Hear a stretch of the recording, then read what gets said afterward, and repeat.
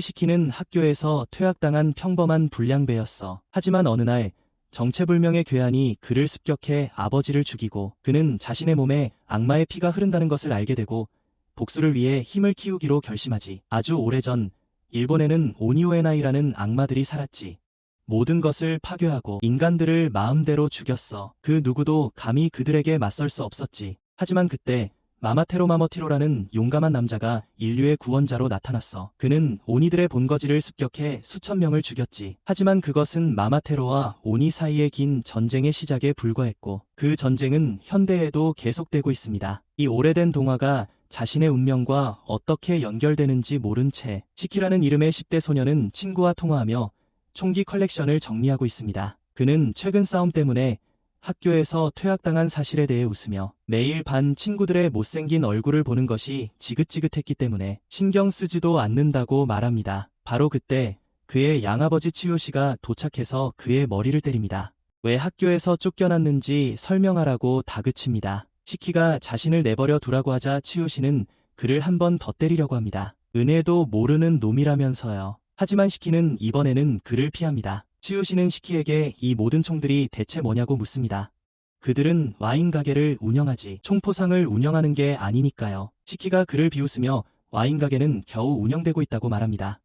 모두가 그가 손님을 잃고 있다는 것을 알기 때문이죠. 치요시는 학교에서 퇴학당하고 잘난 척하는 시키를 비웃으며 받아친다. 시키도 이를 개인적으로 받아들인다. 그는 치요시 같은 패배자가 되지 않을 것이며 피가 섞이지 않은 것에 정말 안도한다고 말한다. 그 말에 노인은 상처받지만 사업 전화 때문에 아래층으로 간다. 치요시는 배달을 떠나고 시키는 부자 남자가 자신을 입양했더라면 좋았을 텐데 하고 한숨을 쉰다. 사업 전화 때문에 치요시는 배달을 떠나고 시키는 부자 남자가 자신을 입양했더라면 좋았을 텐데 하고 한숨을 쉰다. 대신 그는 조준 연습을 하려 하지만 집 밖에서 들린 폭발음에 깜짝 놀랍니다. 무슨 일인지 보러 밖으로 나가지만 짙은 안개 때문에 시야가 가려집니다. 갑자기 안개 속에서 이상한 검은 안개가 뿜어져 나오고 시키는 놀라서 뒤로 넘어집니다. 안개는 그를 따라와 다리를 붙잡고 밖으로 끌어낸 다음 길거리에 떨어뜨립니다.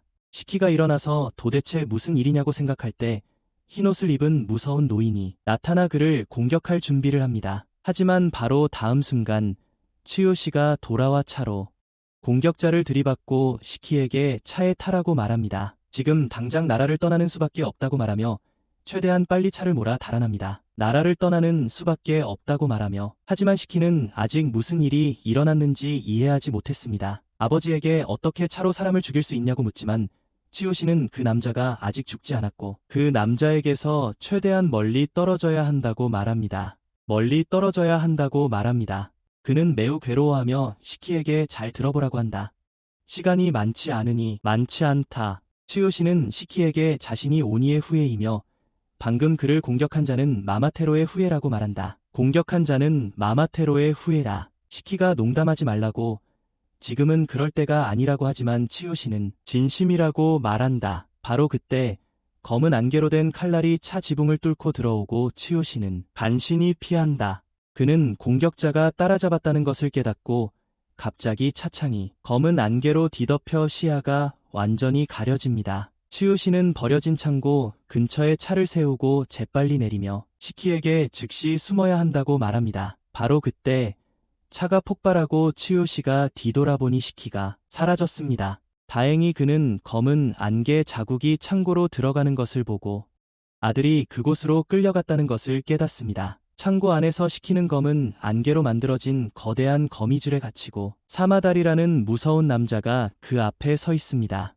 사마달은 시키에게 그의 핏줄에 흐르는 오니의 피 때문에 그는 해충에 불과하며 이런 해충을 박멸하는 것이 모모타로 기관의 임무라고 말합니다. 시키키는 사마달이 차에 깔려 살아남았다는 사실에 아직 충격을 받은 상태지만 그때 치요시가 나타나 동화 모모타로 이야기가 실제 이야기라고 말합니다. 그는 수천 년 동안 모모타로와 오니가 전쟁을 벌여왔다고 말합니다. 그들의 피를 나눈 후손들을 통해 서로를 알게 되었습니다. 결국 모모타로의 후손들은 힘을 합쳐 모모타로 기관을 설립했고 전투에서 우위를 점하며 오니들을 인간들 사이에 숨어 살아남게 만들었습니다. 시키씨는 아직 무슨 일이 일어나고 있는지 이해하지 못하지만 치요시는 아빠에게 맡기라고 말합니다. 아빠에게 맡기라고. 사마다는 갑자기 검은 안개로 2개의 검을 만들어냈고 이에 맞서 츠요시도 같은 능력을 발휘하여 그와 싸웁니다. 두 남자가 서로에게 달려들어 칼날을 부딪히자 강력한 충격파가 터져 나옵니다. 츠요시는 어떻게든 사마다레를 밀어내지만 사마다레는 그가 예전보다 약해졌다고 말합니다. 사마다레는 검은 안개가 모모타로의 후손만이 사용할 수 있는 고유 능력이며 츠요시는 한때 모모타로 기관에서 자신의 선배였다고 설명합니다. 시키가 아버지가 모모타로의 후손이라는 사실을 알고 경악하지만 츠요시는 그 사실을 완전히 잊었다고 말합니다. 사마다는 그에게 오니가 얼마나 위험한지 잊었냐고 묻는다. 그는 오니를 숨겨준 죄로 츠요시도 제거될 것이라고 선언한다. 츠요시는 먼저 공격하며 응수하지만 그와 사마다는 힘에서 동등하다. 시카는 어리둥절한 채 그들의 미친 싸움을 지켜볼 뿐이고 사마다는 츠요시에게 왜 파괴만을 위해 사는 괴물을 보호하냐고 묻는다. 츠요시는 입 다물라고 말하며 그에게 치명적인 피해를 입히려고 한다. 츠요시는 입 다물라고 말하며 그에게 치명적인 피해를 입히려고 한다. 하지만 사마다레는 예상보다 훨씬 빨랐습니다. 그는 쉽게 공격을 피하고 츠요시에게 초고속 콤보를 날려 심각한 부상을 입히고 기절시킵니다. 시키는 아버지가 피를 흘리는 것을 보고 망연자실하며 사마다레를 저주하고 그를 죽일 것이라고 말합니다. 하지만 사마다레는 그에게 곧 아버지와 함께 저승으로 갈 것이라고 말합니다. 곧 그때 츠요시가 그의 발을 잡고 사마다레는 그에게 왜 이렇게까지 하냐고 묻습니다. 오니를 보호하는 이유를 묻자 그는 아들을 보호하는데 이유가 필요 없다고 대답합니다. 그는 시키가 아직 아무도 해치지 않았으며 오니의 피를 가졌다는 이유만으로 그를 죽이는 것은 잘못이라고 말합니다. 사마다레는 그를 끝장내기 위해 검은 안개검을 만들고 시키 안에서 끓어오르던 분노가 마침내 한계에 도달합니다. 그의 눈이 붉게 변하자 그는 아버지를 해치려는 그 자식을 죽이겠다고 맹세하고 그의 악마적인 힘이 깨어납니다.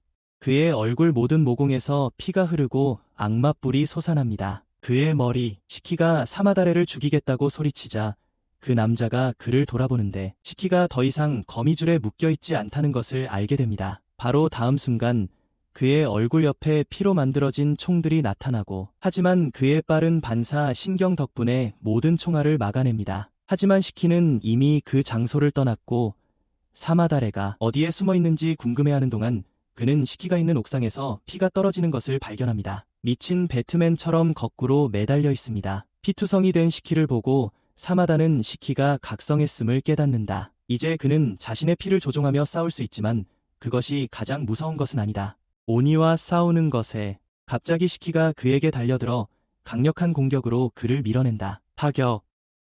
사마다는 재빨리 테이블을 뒤집어 그의 팔을 베어버리지만 시키는 뒤로 뛰어오른다. 그리고 즉시 팔을 다시 자라게 한다. 그러더니 미친 듯이 비명을 지르고 사마다는 땀을 흘리기 시작한다. 왜냐하면 그는 이것이 싸움은 쉽지 않을 겁니다. 시키가 피로 된 수많은 총을 만들어 힘을 발휘하고 사마다는 총알을 막기 위해 모든 힘과 속도를 사용해야만 합니다. 바로 그때 시키가 그에게 엄청난 미사일을 발사했고 그의 본능 덕분에 사마다는 아주 근소한 차이로 그것을 피했고 로켓은 그의 뒤에서 폭발했습니다. 그 노인은 시키의 무자비한 공격으로부터 도망쳐야 했지만 그때 그는 그를 빨리 쓰러뜨리길 바라며 검을 던졌습니다. 하지만 그것으로는 턱없이 부족했고 시키는 재빨리 그에게 다가가 발로 찼습니다. 도망쳐. 사마다는 너무 지치고 부상당해 빨리 움직일 수 없었고 시키는 그의 얼굴을 밟고 그의 엉덩이에 군대 전체 분량의 탄약을 쏟아부었다. 하지만 사마다는 심하게 다쳤음에도 불구하고 어떻게든 목숨을 건져 도망쳤다. 심하게 다쳤음에도 불구하고 그는 시키를 저주하지만 갑자기 시키가 쓰러지고 피로 만들어진 총들이 산산조각난다. 그의 온이 변신이 풀리고 그는 피 묻은 손을 바라보며 시키가 방금 여기서 무슨 일이 일어났는지 어이가 없어 정신을 놓는다. 사마다는 이것을 처음으로 오니의 힘을 각성한 사람들의 전형적인 반응이라고 회상한다. 처음으로 남은 힘으로 그는 다시 흑무의 검을 소환하여 지금 당장 일을 끝내기로 결정한다. 하지만 시키를 찌르려는 순간 츠요시가 그들 사이로 뛰어들어 아들을 구하기 위해 자신을 희생한다. 사마다는 그에게 그 아이가 소년인 것을 보고도 어떻게 목숨을 걸고 구할 수 있었는지 묻는다. 괴물이 되었는지. 츠요시는 시키가 귀여운 어린 소년이었다는 생각만 하며 옛 친구에게 말합니다. 비록 짧은 기간이었지만 행복한 아빠가 되는 것이 나쁜 일은 아니었다고. 그때 폭발 소리를 듣고 민간인들이 현장에 모여서 소방서에 신고하고 사마다는 일단 후퇴하기로 결정합니다. 그는 검은 안개로 변해 사라지고 부상당한 츠요시와 혼란스러워하는 시키만을 남겨둡니다. 시키가 당황하며 아빠에게 구급차를 부르겠다고 말하지만 그는 시키에게 이게 끝이라는 걸 알기에 멈추죠. 그는 마지막으로 아들과 한 번 더 이야기하고 싶어 합니다. 츠요시는 아들에게 자신의 오니 혈통에 대해 말할 수 없었다고 말합니다. 그렇게 되면 그를 죽이려는 사람들이 있다는 것을 말해주는 셈이니까요. 하지만 이제 그는 시키에게 마마테로와 오니 모두를 물리칠 만큼 강해져서 자유롭고 행복하게 살 수 있도록 해달라고 부탁할 수밖에 없습니다. 하지만 시키는 그에게 아직 할 말이 남았다며 닥치라고 소리칩니다. 그는 그를 밖으로 데리고 나가며 그가 나아지면 이야기하자고 말합니다. 츠요시는 그를 향해 한 번 웃고 숨을 거둔다. 그가 땅에 쓰러지자 시키는 정신을 잃는다. 그는 먼저 그를 깨우려 하다가 결국 통제할 수 없이 울기 시작한다. 얼마 후 롤러스케이트를 탄 남자가 그곳에 도착하고 시키가 돌아보자 그를 보자 그는 머리를 한 번 치고 기절시킨 후 그를 데려간다. 그와 같은 오니들이 강해질 수 있는 곳으로. 그가 의식을 잃은 동안 시키는 아빠가 지켜보는 가운데 공원에서 놀던 행복한 순간들을 꿈꾼다. 공원에서 놀던 행복한 순간들을 꿈꾼다. 하지만 꿈은 갑자기 어두워지고 츠요시는 사마달레의 손에 죽음을 맞이합니다. 시키가 사마달레의 충혈된 눈을 응시하다가 화들짝 놀라 잠에서 깨어납니다. 하지만 주위를 둘러보니 그는 텅 빈 넓은 홀 안에서 재갈이 물리고 의자에 묶여있는 자신을 발견합니다. 그의 바로 뒤에는 그를 납치했던 스케이터 남자가 우산을 짚고 한 팔 물구나무서기 팔굽혀펴기를 하고 있었는데 시키가 깨어난 것을 보자마자 다시 일어섭니다. 대사 없음. 그중 두 병은 자신을 동료 오니인 나이토라고 소개하며 재빨리 자신의 능력을 발현합니다. 시키가 너무 혼란스러워서 나이토에게 집중조차 못하고 있어요. 나이토는 지금 어디인지 말해주지 않으려 하죠. 그는 시키 아버지의 시신이 안전하게 다른 곳에 보관되어 있다고 알려주고 시키를 이곳으로 데려온 건 회수하고 평가하기 위해서라고 말해요. 나이토는 갑자기 구석에 있는 화이트보드로 스케이트를 타고 다가가 시키에게 더 가까이 끌어온 뒤 걷는 대신 롤러스케이트를 타는 것이 얼마나 빠르고 효율적인지 자랑해요. 걷는 것보다 말이죠. 다음으로 그는 시키에게 마마테로 기관에 대해 설명하기 시작하며 검은 안개를 조종하여 무기처럼 사용하는 한 남자를 이미 본 적이 있다고 말합니다. 마마테로 기관은 오니를 찾아 사냥하며 이에 맞서 오니들은 자신들만의 기관을 만들어 대항합니다. 나이토는 자신의 임무가 시키처럼 새로 각성한 오니들을 찾아 그들이 오니 기관에 합류할 자격이 있는지 평가할 수 있는 안전한 장소로 데려오는 것이라고 말합니다. 짧은 소개를 마친 후 그는 화이트보드를 제자리에 돌려놓고 시키를 신문하기 위해 입마개를 풀어줍니다. 재갈을 풀자마자 시키는 자신을 풀어달라고 소리치기 시작합니다. 그는 또한 나이토에게 저주를 퍼부으며 아빠의 몸에 해를 가했다면 죽여버리겠다고 위협합니다. 나이토는 즉시 이미 0점인 그의 점수에서 1점을 깎습니다. 그는 시키를 몇 분 전에 언급했던 안전하게 보관의 의미를 이해하지 못하는 바보라고 부릅니다. 시키는 그에게 화를 내며 그처럼 수상한 에지로드 같은 사람을 절대 믿을 수 없다고 말하고 나이토는 그에게서 다른 것을 기대하지 않았습니다. 그는 시키가 저주를 퍼부을수록 점수를 더 깎기로 결정합니다. 자신을 풀어주라고 요구하며 통과하고 싶으면 협조하라고 말한다. 평가해.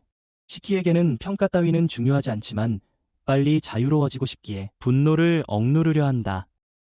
하지만 제대로 하지도 못하고 나이토는 징그럽게 쳐다보지 말라고 한다. 그만하라고. 이 말을 들은 시키가 폭발하자 나이토는 비표준적인 방법으로 평가하기로 한다. 정상적인 방법으로는 미친놈들한테는 안 통하는 것 같으니까. 그는 넥타이를 풀었고 시키가 무슨 일이 일어나는지 깨닫기도 전에 나이토는 넥타이로 시키의 목을 잇는 힘껏 졸랐습니다. 숨이 막힌 시키는 당황했고 나이토는 생명체의 본성은 죽음에 가까워졌을 때 드러나며 그것이 자신이 보고 싶은 것이라고 말합니다. 시키가 온 힘을 다해 저항했지만 그는 얼굴의 모든 구멍에서 피를 흘리고 나서도 질식에서 벗어날 수 없었습니다. 그는 곧 의식을 잃었고 나이토는 그에게 실망했지만 시키가 방금 흘린 피는 그 힘의 결과로 깨어납니다.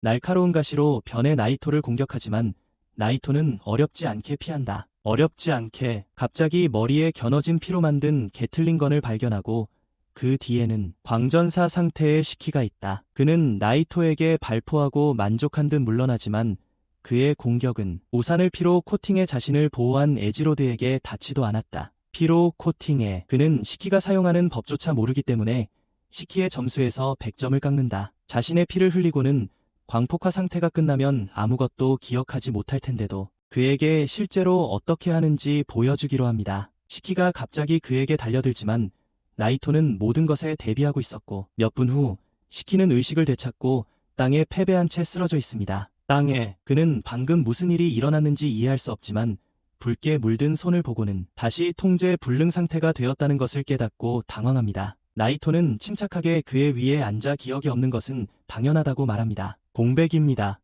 오니가 광난 상태에 빠지면 이성을 잃기 때문이죠. 주변은 그들의 싸움으로 엉망진창이 되었고 시키는 나이토에게 자신도 피를 무기로 사용하면서 훈계하지 말라고 말합니다. 나이토는 즉시 피로 만든 우산을 사라지게 하며 시키에게 자신은 광난 상태에 빠진 적이 없다고 말합니다. 자신의 힘을 제어할 수 있기 때문이죠. 그리고 더 이상 할 말이 없다고 선언합니다. 시키는 오니 기관에 가입할 자격이 없기 때문입니다. 시키에게는 아직 무슨 일이 일어나고 있는지 전혀 모르겠지만 한 가지 확실한 건 나이토가 말도 안 되게 강하다는 거지. 그는 자존심을 굽히고 나이토에게 부하로 삼아달라고 애원하기로 결정하는데 그 이유는 더 강해져서 아버지의 복수를 하고 싶기 때문이야. 나이토는 즉시 그의 요청을 거절하며 시키에게 싸울 때 머리를 쓰지 않는 놈은 실제 전투에서 항상 제일 먼저 죽는다고 말해. 그는 시키를 머리도 힘도 제어하지 못하는 쓸모없는 수치라고 부르고 시키는 분노를 억누르기 위해 온 힘을 다해 참아내. 나이토는 폭주한 오니는 모두에게 위험한 존재이므로 시키를 처분할 때가 되었다고 선언합니다. 그는 특별한 반지를 이용해 엄지손가락을 베어 피가 흐르게 합니다. 그는 피를 우산으로 만들고 시키는 갑자기 나이토의 마음을 바꿀 방법에 대한 아이디어를 얻습니다. 그는 나이토의 범위에서 벗어나 도망친 다음 주먹을 땅에 끌어 피가 날 때까지 나이토에게 달려듭니다. 나이토는 재빨리 우산을 뾰족한 방패로 바꾸어 자신을 보호합니다. 모든 근접 공격을 계산하고 시키가 사용할 수 있는 가능한 움직임을 계산합니다. 시키가 마지막 순간에 뛰어오르는데 이는 나이토가 계산한 가능성 중 하나였지만 시키는 가시를 이용해 옆으로 뛰어올라 피 묻은 총을 나이토의 얼굴에 겨누며 그를 놀라게 합니다. 시키가 모든 집중력을 총에 쏟아부어 강력한 한 발을 발사하고 그 반동으로 뒤로 날아갑니다. 그는 나이토에게 명중시켰다는 사실을 믿을 수 없었지만 이번에도 그는 해내지 못했습니다. 나이토는 손가락으로 혈탄을 맞고 부숴버리며 시키가 광전사 모드로 돌입해서 공격한 것에 대해 아무런 공도도 주지 않는다. 그를 공격하기 위해 시키가 다시 이성을 잃는 듯하자 나이토는 필살기로 그를 끝내기로 결정한다. 그는 자신을 보호하는 우리 안에 들어가 자신의 피로 만든 궁수들을 소환하고 명령만 기다리게 한다. 하지만 시키가 광전사 본능에 맞서 싸우는 것을 알아차리자 나이토는 힘을 제어하며 특수기술을 취소한다. 시키가 힘을 제어한 것에 자랑스러워하지만 그는 땅에 쓰러진다. 너무 많은 에너지를 사용했기 때문이다. 나이토는 시키가 힘을 제어했을 뿐만 아니라 누구나 할 수 없는 광전사 모드까지 억제했다는 것을 믿을 수 없다. 그는 어떻게 했냐고 묻지만 시키는 오만하게 자신을 부하로 받아들이면 답을 알려주겠다고 한다. 나이토는 생각해보겠다고 말하고 시키는 그것을 긍정적인 신호로 받아들인다. 네. 나이토가 피를 조종하는 것에 대해 이야기했을 때 그는 아무것도 이해하지 못했지만 그가 엄지손가락을 베어 피로 무기를 만드는 것을 보고 아이디어를 얻었다고 합니다. 그는 둘 다 오니이기 때문에 나이토의 기술을 따라 할 수 있을 것이라고 생각했고 놀랍게도 그것이 통했습니다. 하지만 그는 세부 사항을 이해하지 못했고 그저 팔에서 피를 흘리면서 마음속으로 무기를 만들라고 소리쳤습니다. 시키가 자신의 계략이 성공했다는 것에 여전히 들떠서 나이토에게 어떻게 생각하는지 묻는다. 그것에 대해 나이토는 그것이 전혀 말도 안 된다고 생각한다. 세상 일이 그렇게 돌아가는 게 아니니까. 자신의 경험에 따르면 시키처럼 어리석고 감정적인 10대들은 자신의 피를 제어하는 데 어려움을 겪는 반면 자신처럼 이성적이고 침착한 사람들은 자신의 힘을 제대로 사용할 가능성이 가장 높다. 그는 시키가 이성적으로 듣지 않거나 심지어 그의 광전사 모드가 그를 제어하게 두지도 않고 그의 원초적인 본능을 이용해 자신의 힘을 강제로 끌어낼 수 있다고 생각한다. 그에게 복종하는 것. 그는 그것이 매우 거친 방법이지만 누군가에게 폭발적인 힘을 줄 수도 있다고 생각합니다. 그는 이 독특한 경우를 어떻게 해야 할지 고민하기 시작하는데 갑자기 시키가 아버지의 복수를 하고 아버지를 살해한 남자를 죽이기 위해 힘이 필요하다고 말합니다. 그는 나이토에게 자신을 부하로 받아들이고 모든 것을 가르쳐주면 그에게 유용해질 것이라고 말합니다. 하지만 나이토는 그 가능성을 고려하기를 거부합니다. 그는 우산을 창으로 바꾸며 자신 같은 사람은 사회에 위험이 된다고 말합니다. 왜냐하면 그는 자신의 힘을 제어할 수 있다는 것을 알지도 못하고 그저 운에 맡겼기 때문입니다. 그는 자신을 부하로 받아들일 수 없다고 말하며 창으로 찌르듯이 행동하지만 그의 머리 근처 바닥만 칩니다. 그는 시키를 부하가 아닌 제자로 받아들이겠다고 말하며 이는 시키에게 매우 혼란스럽습니다. 왜냐하면 그는 둘 다 같은 것이라고 생각하기 때문입니다. 나이토는 그가 간신히 시험에 통과했지만 그에게 기회를 주겠다고 말합니다. 그는 시키를 부하가 아닌 제자로 받아들이겠다고 말하며 자신의 능력을 증명해야 합니다. 시키가 상황을 이해하지 못하자 나이토는 기본부터 설명하기로 합니다. 기본부터요. 그는 시키에게 그들이 과거에 오니가시마로 알려졌던 지옥의 문턱이라는 섬에 있다고 말합니다. 그곳은 원래 모모타로가 악마들을 학살했던 곳이었지만 지금은 오니들이 안전하게 살 수 있는 곳입니다. 섬의 중앙에는 군사학교인 리제츠 학원이 있습니다. 모모타로 기관에 맞서 싸울 오니를 훈련시키는 학교. 시키가 섬에 있다는 사실에 경악하지만 나이토가 얼굴을 찌푸리며 중요한 게 아니라고 말한다. 가장 중요한 것은 리제츠 학원이 그에게 모든 것을 가르쳐줄 것이라는 점이다. 일반 교육부터 오니 혈통 제어, 전투기술, 그리고 모모타로와 오니 사이의 역사까지. 나이토는 시키의 담임 선생님이며 학원에서 어떻게 일을 처리하는지에 대해 더 자세히 설명해주지만 그것은 그의 좁쌀만 한 뇌로는 감당할 수 있는 것 이상이다. 시키에게는 그런 건 중요하지 않아. 오직 아빠의 복수를 할 만큼 강해질 수 있는지 알고 싶을 뿐이니까. 나이토는 그에게 어떤 보증도 해줄 수 없지만 만약 모모타로 기관과 싸울 만큼 강해지지 못한다면 학교에서 퇴학당할 거라고 말해.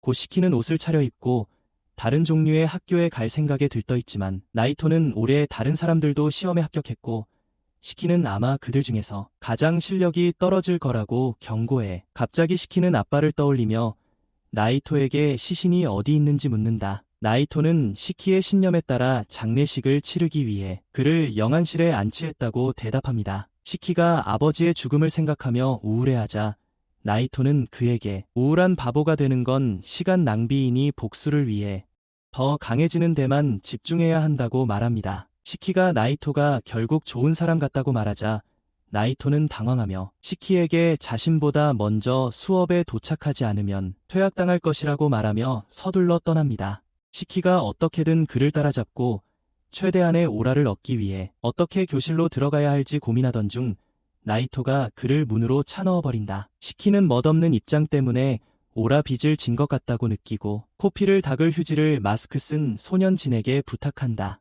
진은 선생님보다 더한 중 2병 환자였고 시키에게 말을 걸지 말라고 한다. 시키는 이에 화가 나 아직 뿔도 없다고 그를 놀리기 시작한다. 진은 그저 뿔을 드러내며 아직 뿔도 못 내는 멍청한 신참들만이라고 말한다. 뿔을 제어하고 항상 과시하죠. 이 말에 뿔을 제어하지 못하는 이칼이라는 다른 남자가 불쾌해합니다. 시키가 진에게 바싹 다가서면서 교실에 긴장감이 감돌기 시작하고 개인적인 감정이 섞입니다. 하지만 폭력 사태가 벌어지기 전에 나이토가 갑자기 그들 뒤에 나타나고 시키는 언제 그랬는지도 모르게 진 바로 옆에 앉아있는 자신을 발견합니다. 일어났습니다. 진도 똑같이 충격을 받지만 나이토는 학생들의 행동에 시간을 낭비할 틈이 없습니다. 생각해. 첫 수업으로 술래잡기를 할 거라고 하네요.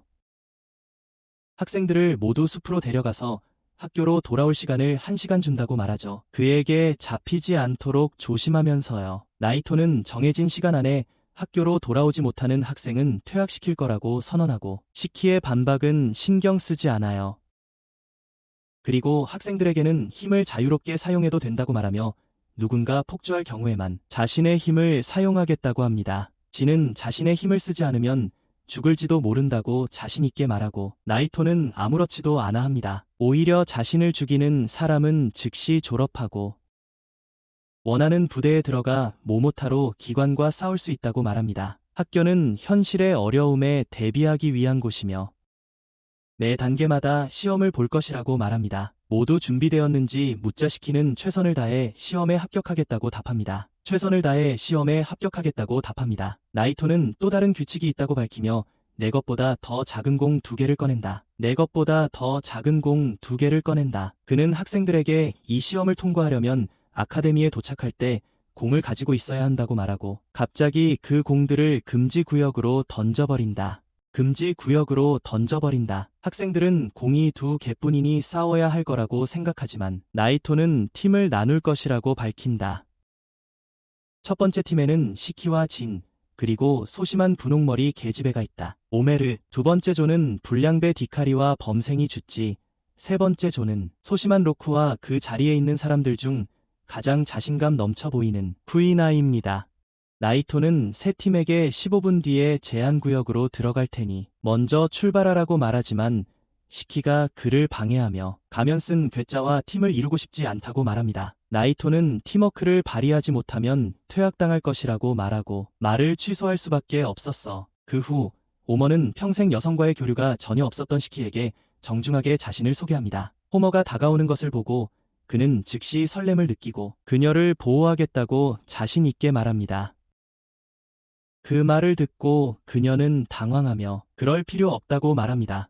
자신은 그저 방해가 되지 않기를 바랄 뿐이라고요. 다음으로 그녀는 진에게 자신을 소개하러 가지만 그는 엣지 있는 테이트 팬입니다. 다음으로 진에게 자신을 소개하러 가지만 그는 까칠한 테이트 팬이라 그녀에게 대답조차 하지 않아. 호머는 낮은 자존감 때문에 울기 시작하며 말을 걸었다고 사과해. 그에게 시키가 진에게 소녀의 감정을 상하게 했다고 소리치고 그는 재빨리 호머를 위로하러 가서는 울어서 귀여운 얼굴을 망치지 말라고 말해. 울고 있어. 그는 다시 진을 놀리러 가지만 테이트 팬은 그에게 베타 심프처럼 굴지 말라고 말해. 나이토가 그들의 싸움을 중재하며 안으로 들어가라고 말해.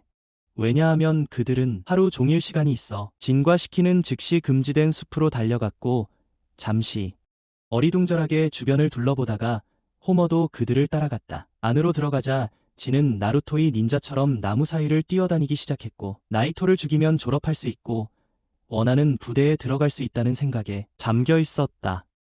그는 이 기회를 이용해 최전선에 나서서 자신의 가장 큰 적과 다시 마주하고 싶어 했다.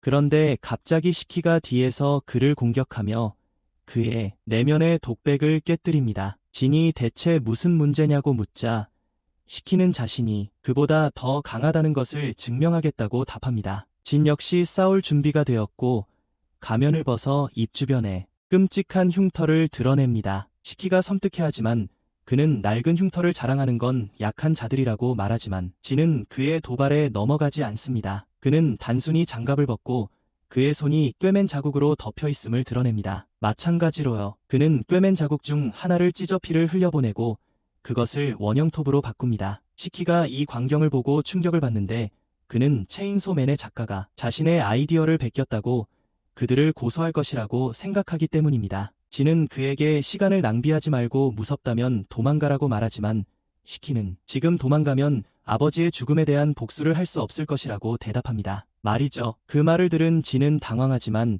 갑자기 위협적으로 변하며 시키에게 서로를 절대 이해할 수 없을 거라고 말합니다. 시키는 애초에 그를 이해하고 싶지 않다고 말하며 엄지손가락을 물어 피를 냅니다. 하지만 이번에는 피를 총으로 바꾸는데 실패하고 당황하며 어떻게 해야 할지 고민합니다. 그는 유일한 선택지인 막대기를 사용하여 반격하기로 결정하지만 나무를 한 번에 벨 수 있는 진에게는 상대가 되지 않는다는 것을 곧 깨닫습니다. 톱날 팔의 공격. 한편 호머는 두 소년을 찾으려다 갑자기 그녀는 큰 쿵 소리를 듣는다. 나무가 쓰러지는 소리. 그녀는 갑자기 당황하고 열등감이 발동한다. 자신이 이곳에 어울리지 않는다고 생각한다. 하지만 시키가 자신을 귀엽다고 말한 것을 떠올리며 조금 기운을 차리고 그를 찾기로 결심한다. 자신이 공중 하나에서 불과 몇 피트 떨어져 있다는 것을 깨닫지 못한 채 동시에 시키는 맨손으로 진과 싸우려 하고 있습니다.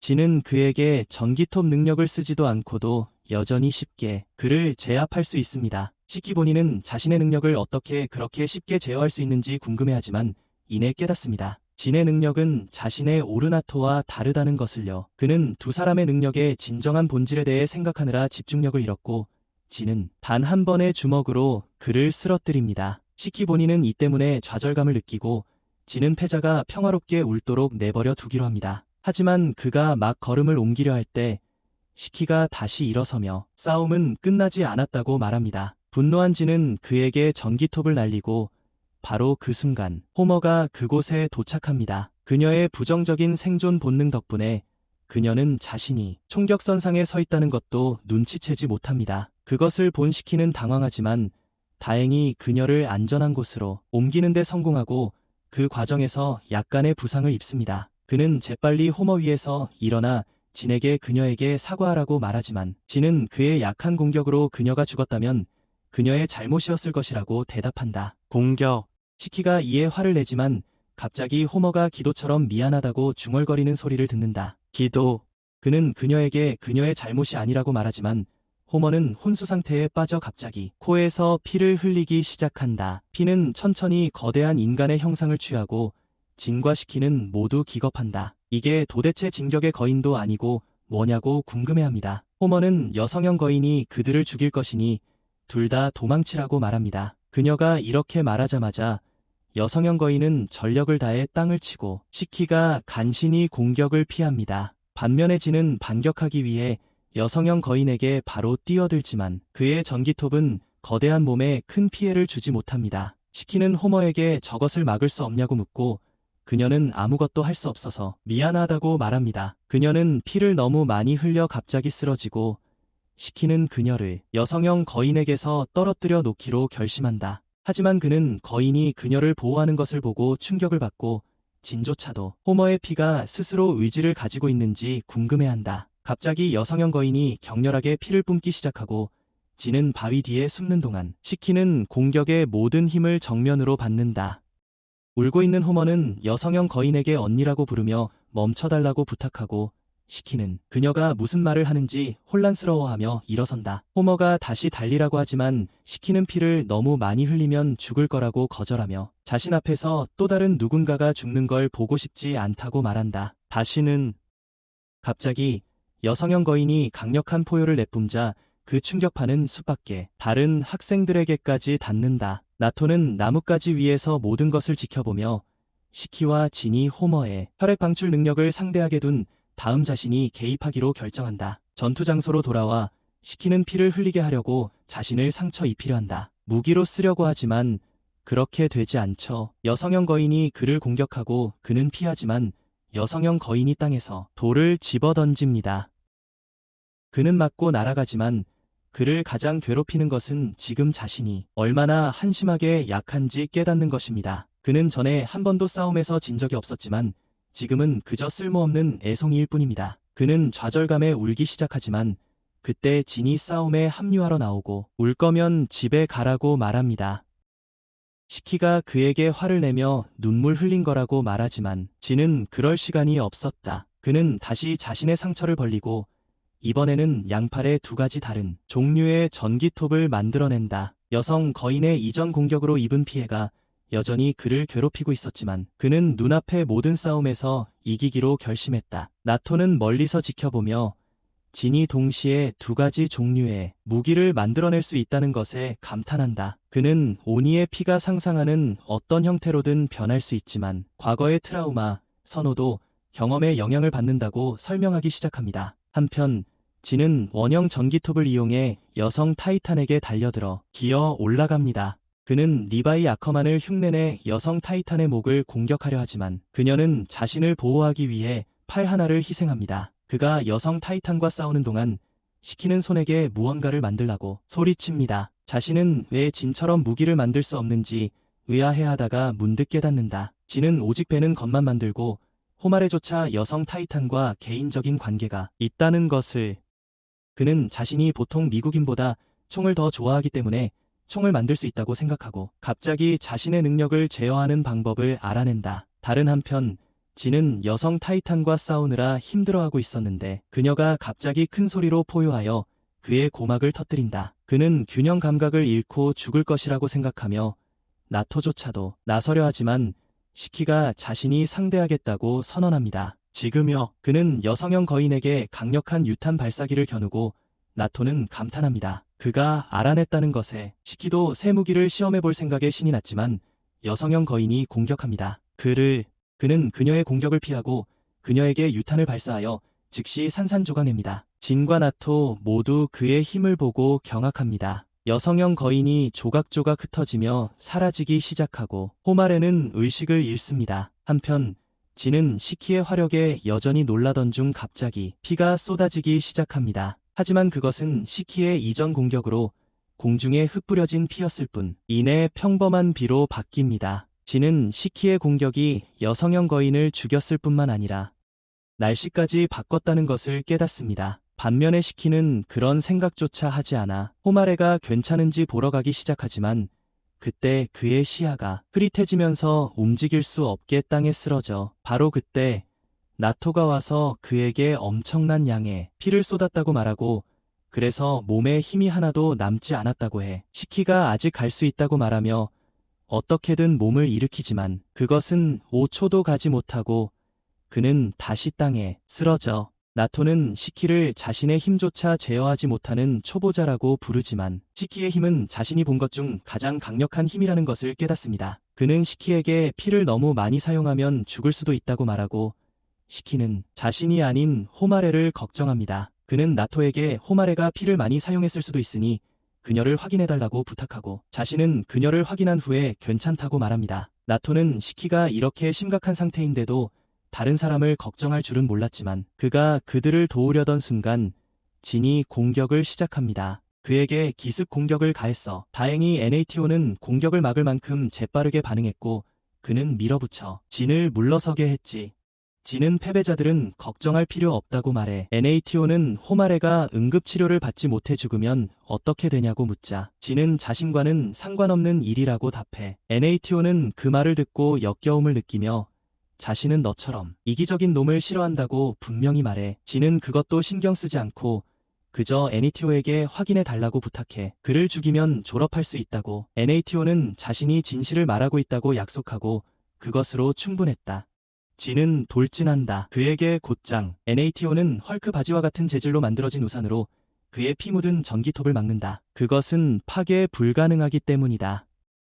그는 연막을 피우기 위해 버튼을 누르고 진은 그가 기습 공격으로 자신을 쓰러뜨리려 한다고 생각한다. 그는 NATO가 자신의 사거리 안으로 들어오는 순간 죽일 수 있다고 확신한다. 하지만 다음 순간 그는 날카로운 총탄에 맞습니다. 그는 즉시 나무 뒤로 몸을 숨기고 NATO는 고무탄을 발사하며 자신의 다용도 우산을 향해 쏘며 총탄은 죽이지는 않겠지만 엄청나게 아플 거라고 말합니다. 그는 또한 최대 피해를 주기 위해 제2의 부상당한 손을 일부러 노렸습니다. 진은 NATO가 안전거리를 유지하려는 이유가 근접 무기만 사용할 수 있다고 생각하기 때문임을 깨닫습니다. 하지만 그는 이런 상황을 위한 몇 가지 비장의 무기가 있고 즉시 떠납니다. 나무 뒤에 숨어 나토의 총알을 피한 뒤 나토를 향해 칼날을 날립니다. 그에게 나토는 쉽게 피하지만 진이 자신의 사거리 밖에서 싸울 수 있는 적을 상대로 반격할 수 있다는 사실에 놀랍니다. 진은 계속 공격하다가 공중에서 나토의 뒤에 나타나 이제는 방어할 수 없을 거라고 생각합니다.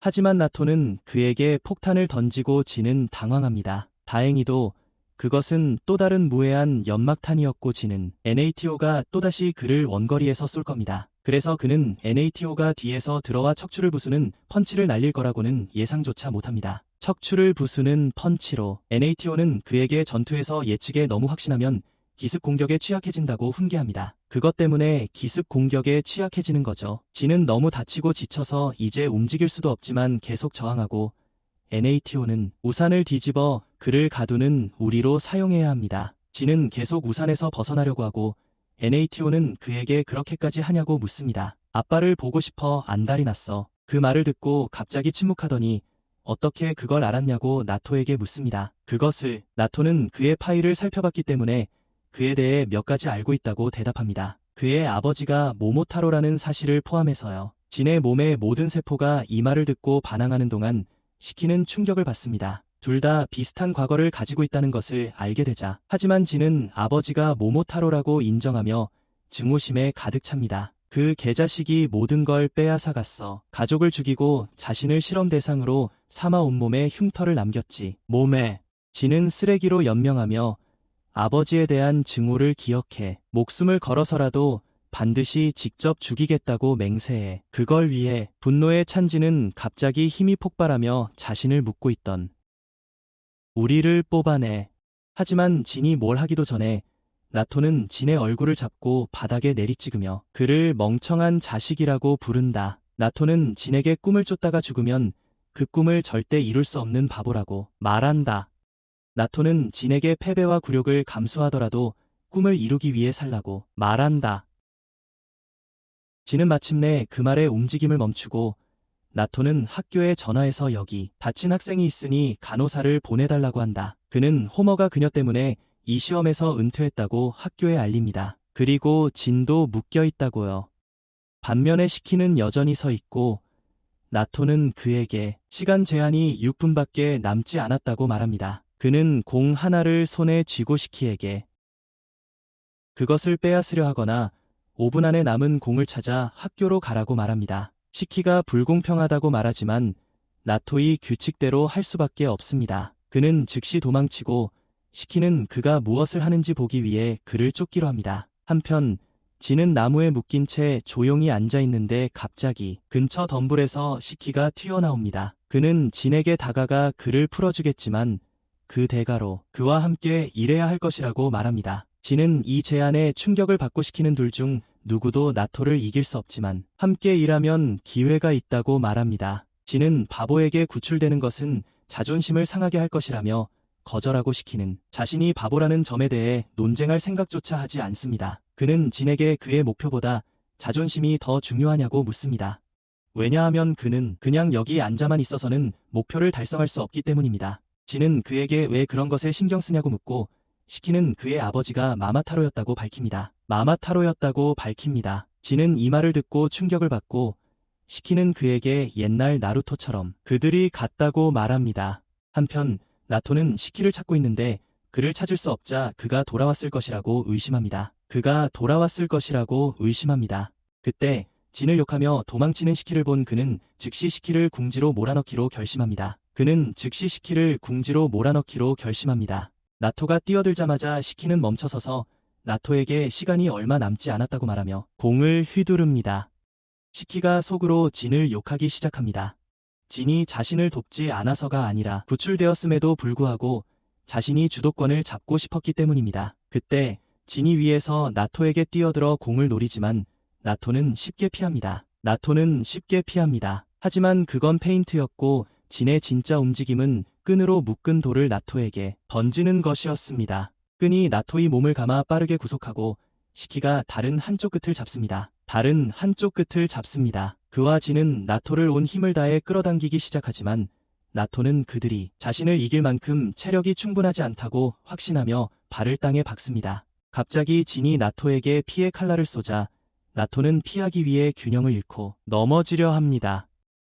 그것으로 시키는 충분했고 시키는 그에게 달려들어 공을 그의 손에서 쳐냅니다. 손에서요. 공은 진 근처에 떨어지고 나토는 그가 공을 학교로 가져가려 하면 시키가 그에게서 공을 훔치려 할 것이라고 확신합니다. 그는 그들이 싸우는 동안 공을 빼앗을 계획이었지만 놀랍게도 시키는 진에게 공을 가지고 도망치라고 말합니다. 진은 그대로 하고 시키는 그를 흥분해서 계속 응원합니다. 그는 나토에게 그들이 공을 빼앗았다고 말하지만 나토는 그에게 단지 공을 학교로 가져가는 사람이 패스하고 이대로라면 진만 남게 될 거야. 시키가 그걸 깨닫고 경악하는데 나토는 자신이 행동하기 전에 이득과 손해를 생각하지 않는 완전한 바보라는 걸 깨닫는다. 그는 정말로 자신의 결정을 빨리 후회하고 진에게 돌아오라고 소리치지만 지금은 너무 멀리 있어서 그의 말을 들을 수 없다. 진은 이대로라면 제 시간에 학교로 돌아갈 수 있다고 확신하지만 그때 시키의 도움이 없었다면 불가능했을 거라는 걸 기억해낸다. 갑자기 그를 버릴 수는 없게 됩니다. 그는 뒤돌아서 시키에게 달려가고 시키는 어리둥절해서 그에게 묻습니다. 조로만큼 길치냐고 말이죠. 진은 시키에게 닥치라고 말합니다.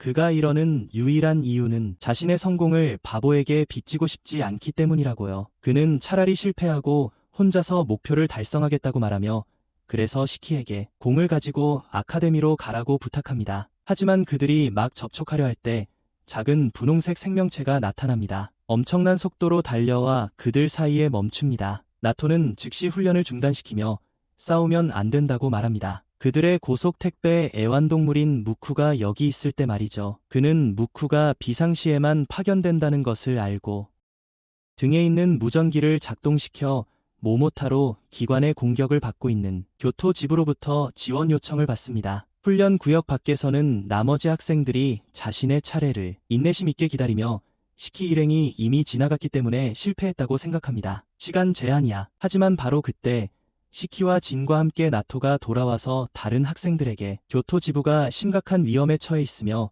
지원을 요청하고 있다고 말하며 시험을 진행하는 대신 그곳으로 향하게 된다. 그들은 즉시 배에 올라 교토 지부로 향하고 학생들은 이렇게 빨리 실제 전장에 투입되는 것에 대해 의견이 분분하다. 하지만 나토는 그들이 싸우는 것이 아니라 단지 그들에게 실제 전투원들을 지원하기만 하면 된다고 말한다. 곧 그들은 교토에 도착하고 나토는 유명한 사원 주변으로 그들을 안내하며 오니 기관의 기지가 바로 그 밑에 있다고 말합니다. 그는 학생들을 평범해 보이는 식당으로 데려가는데 거기서 섬뜩한 노파가 그들을 맞이합니다. 거실에 도착하자 노파는 비밀 지하 계단을 공개하며 목적지로 안내합니다. 한편 다른 장소에서는 모모타로 기관의 대장인 츠보키리가 오니 부대를 사냥하고 막 끝냈습니다. 그는 그들을 군인인 척하는 구덕이라고 부르고 부관인 요모기가 또 선을 넘었다고 말합니다. 그녀는 그가 만든 모든 난장판에 대해 불평하는데 치우는 게 골치 아플 거라고요. 그러자 츠보키리는 구덕이를 보면 너무 짜증이 난다고 대답합니다. 그는 차라리 여자 오니를 상대했으면 좋겠다고 바라는데 그들은 강인해서 남자보다 더 많은 고통을 견딜 수 있기 때문에 그의 실험에 적합하다고 합니다. 요모기는 그의 실험이 역겹고 싫다고 말합니다. 특히 그들에게 다가오는 그것 말이야. 츠보키리는 그가 가장 아끼는 창조물에게 차갑게 대하지 말라고 말한다. 그것은 개와 원숭이, 꿩을 섞은 것이다. 그는 그것의 이름을 어글리라고 지었고 요모기가 그와 동의하는 유일한 점이다. 츠보키리는 어글리가 그의 중요한 연구 표본이자 그들의 반원이 생물 무기에 충성스러운 일원이라고 말한다. 요모기는 우리의 임무는 위험한 오니를 죽이고 민간인을 구하는 것이며 그는 징그러운 것에 시간을 낭비하는 대신 그 일에 더 기여해야 한다고 말한다. 연구를 츠보키리는 오니의 피가 정말 매력적이라며 자신도 나름대로 돕고 있다고 말합니다. 그는 최선을 다하고 있다고 말합니다. 그는 오니의 피를 스스로 제어하는 방법을 배울 수 있다면 모모타로 기관에 엄청난 도움이 될 것이며 더 나아가 오니의 피가 가진 치유 능력을 약으로 만들 수 있다면 앨런, 제프, 저크를 합친 것보다 더 부자가 될 수 있다고 주장합니다. 요모기는 모모타로들도 비슷한 능력을 가지고 있다고 상기시키고 츠보키리는 말합니다. 사람에게 실험하는 건 현명하지 않다고요. 하지만 오니는 그의 눈에 구더기 같아서 그들을 그냥 죽이는 건 낭비이니 실험해야 한다고 말합니다. 겁에 질린 오니 아이가 구석에 숨어 이 모든 것을 듣고 최대한 조용히 있으려 노력합니다. 모모타로 요원 2명의 발소리가 멀어지는 것을 듣자마자 그는 안도의 한숨을 쉬는데 그것이 치명적인 실수로 밝혀집니다. 츠보키리가 그의 소리를 듣고 즉시 그의 위치로 오기 때문이죠. 아이가 경악하자 츠보키리는 그를 연구실로 데려가기로 한다. 요모기는 그가 문제를 일으키지 않도록 기절시키겠다고 말하지만 마취 없이 그를 재우려던 중 피 한 방울이 츠보키리의 코트에 떨어진다. 요모기는 이것이 자신에게가 아니라 오니 아이에게 문제가 될 것임을 깨닫는다. 츠보키리는 그에게 다가가 발로 차기 시작하며 오니의 피에 매료되어 있긴 하지만 그것은 더러운 것이며 자신의 제복에 묻는 것은 용납할 수 없다고 말한다. 그는 아이에게 부모님이 근처에 사는지 그리고 방금 죽인 그 무리에 속해 있었는지 묻습니다. 그 무리에 속해 있었는지 대답이 없자 그는 근처에 있던 오니들의 시체를 들어 아이에게 보여주며 부모님이 여기 있는지 묻습니다. 아이는 너무 겁에 질려 말도 못하고 츠보키리는 시체로 아이를 짓눌러 죽이기로 결정합니다. 요모기는 이 광경에 소름이 돋습니다. 그녀가 본 모든 모모타로 능력 중에서 츠보키리의 능력이 가장 악마적이기 때문입니다. 그들의 몸에서 나오는 검은 안개는 사실 특별한 박테리아인데 그들의 피 속에 살면서 무기를 만드는 데 사용될 수 있습니다. 하지만 츠보키리는 그 박테리아를 이용해 시체를 조종할 수 있고 아직도 익숙해지지 못했습니다. 아직도요. 곧 츠보키리는 소년을 죽이는 것을 끝내고 우글리에게 거대한 오니만두를 먹으라고 말합니다. 그동안 우리는 더 많은 구더기를 찾아 죽이러 갈 겁니다. 한편 신과 다른 학생들이 넓은 터널을 걷고 있는데 나이토가 이 지역의 몇몇 상점들이 이 터널로 연결되어 있다고 말합니다. 그들의 기지로 그들은 곧 우류타 사원바로 아래 공간으로 이어지는 문에 도착합니다. 그곳은 전통 일본 가옥처럼 꾸며져 있습니다. 나이토가 이곳이 오니 기관 교토 지부의 본부라고 말하자 학생들은 눈을 믿을 수 없습니다. 바로 그때 한 의사가 방에서 나오며 할 일이 너무 많다고 불평하지만 나이토를 보자 그의 태도가 갑자기 바뀝니다. 의사는 그에게 반갑게 인사하고는 그의 머리를 고치기 시작합니다. 금발 미녀. 그녀는 즉시 그를 거절하지만 그는 거절에 익숙하기 때문에 상심하지 않습니다. 신이 이 광대가 누구냐고 묻자 나이토는 교토기지의 지원부대 사령관인 카오야라고 소개합니다. 카오야는 자신과 나이토가 아카데미 시절 동급생이었다고 덧붙이지만 나이토는 그의 한가한 수다를 들을 시간이 없습니다. 그는 즉시 전선으로 향하기로 결정하고 신은 그에게 자신을 데려가 달라고 부탁합니다. 따라가겠다고 합니다. 다른 학생들도 카오야 같은 이상한 사람을 상대하느니 그를 따라가고 싶어 하지만 나이토는 그들의 말을 듣지 않습니다. 그는 카오야에게 이 녀석들을 마음대로 사용하라고 말하고 떠나는데 그때 간호사가 카오야에게 다시 들어와서 일하라고 말합니다. 그녀는 아카데미 학생들도 알아보고는 그들에게 즉시 옷을 갈아입으라고 말합니다. 모든 도움이 필요하기 때문입니다. 그들은 보조 간호사 복장으로 빠르게 갈아입고 임시 병원으로 향합니다. 부상당한 오니들이 고통 속에 울부짖는 병원. 방금 실려온 한 오니는 두 다리를 잃었고 생명이 위태로운 다른 부상도 입었습니다. 시키는 그의 상태를 보고 경악하고 간호사도 이대로라면 길어야 3분밖에 살지 못한다고 말합니다. 카오야는 그저 웃으며 죽게 두지 않을 거라고 말하고 시키는 그런 경솔하고 거짓된 약속하지 말라고 쏘아붙입니다. 카오야는 그의 정직함과 친절함에 감사하지만 그가 좀 그는 아이들에게 진정한 지원 업무가 어떻게 이루어지는지 보여주기로 합니다. 다른 장소에서 츠바키리와 요모기는 방금 다른 그룹의 대장과 부대장을 처리했습니다. 남은 오니들은 이제 그들을 두려워하고 츠바키리는 강한 상대를 기대했지만 또 다른 별볼 일 없는 무리를 상대해야 한다는 것에 실망합니다. 강한 상대를요. 나이토가 그곳에 와서 즉시 능력을 발동하자 그의 소원은 즉시 이루어집니다. 능력을 발동합니다. 츠바키리는 나이토를 보고 기뻐하지만 나이토는 그에게 기뻐할 틈도 주지 않고 곧바로 필살기를 날립니다. 오니들은 나이토가 자신들을 구하러 온 것을 보고 정말 기뻐하지만 츠바키리는 죽은 오니 대장과 부대장을 고기 방패로 사용하여 이전 공격에서 아무런 피해도 입지 않았습니다. 고기 방패로 사용했습니다. 알고 보니 그는 이미 나이토를 알고 있었고 마치 오랜 친구처럼 그에게 말을 겁니다. 그는 여기가 그의 구역이 아니니 교토에서 뭘 하고 있냐고 묻습니다. 츠바키리는 교토에 오니들이 있는 곳에 대해 들었다고 말합니다. 집결지인데 그곳을 쓸어버리면 모든 문제가 해결될 거라고 말합니다. 나이토는 시치미를 떼며 아무것도 모른다고 말합니다. 츠바키리는 나이토마저 그곳이 실제하지 않는다고 주장하면 자신은 포기할 거라고 대답합니다. 그리고는 대신 큰 절 주변을 관광하러 갈 거라고 말합니다. 나이토는 츠바키리가 정말 날카로운 직감을 가지고 있다는 것을 알기에 속으로 당황합니다. 그는 츠바키리를 여기서 막기로 결심하고 진지하게 싸울 준비를 합니다. 본부에서는 카오야가 자신의 몸에 여러 개의 혈액 파이프를 삽입하고 시키는 저 피를 부상자들에게 주는 게 낫지 않냐고 묻는다. 간호사는 그에게 닥치고 카오야가 가장 심하게 다친 남자에게 다가가는 것을 지켜보라고 말한다.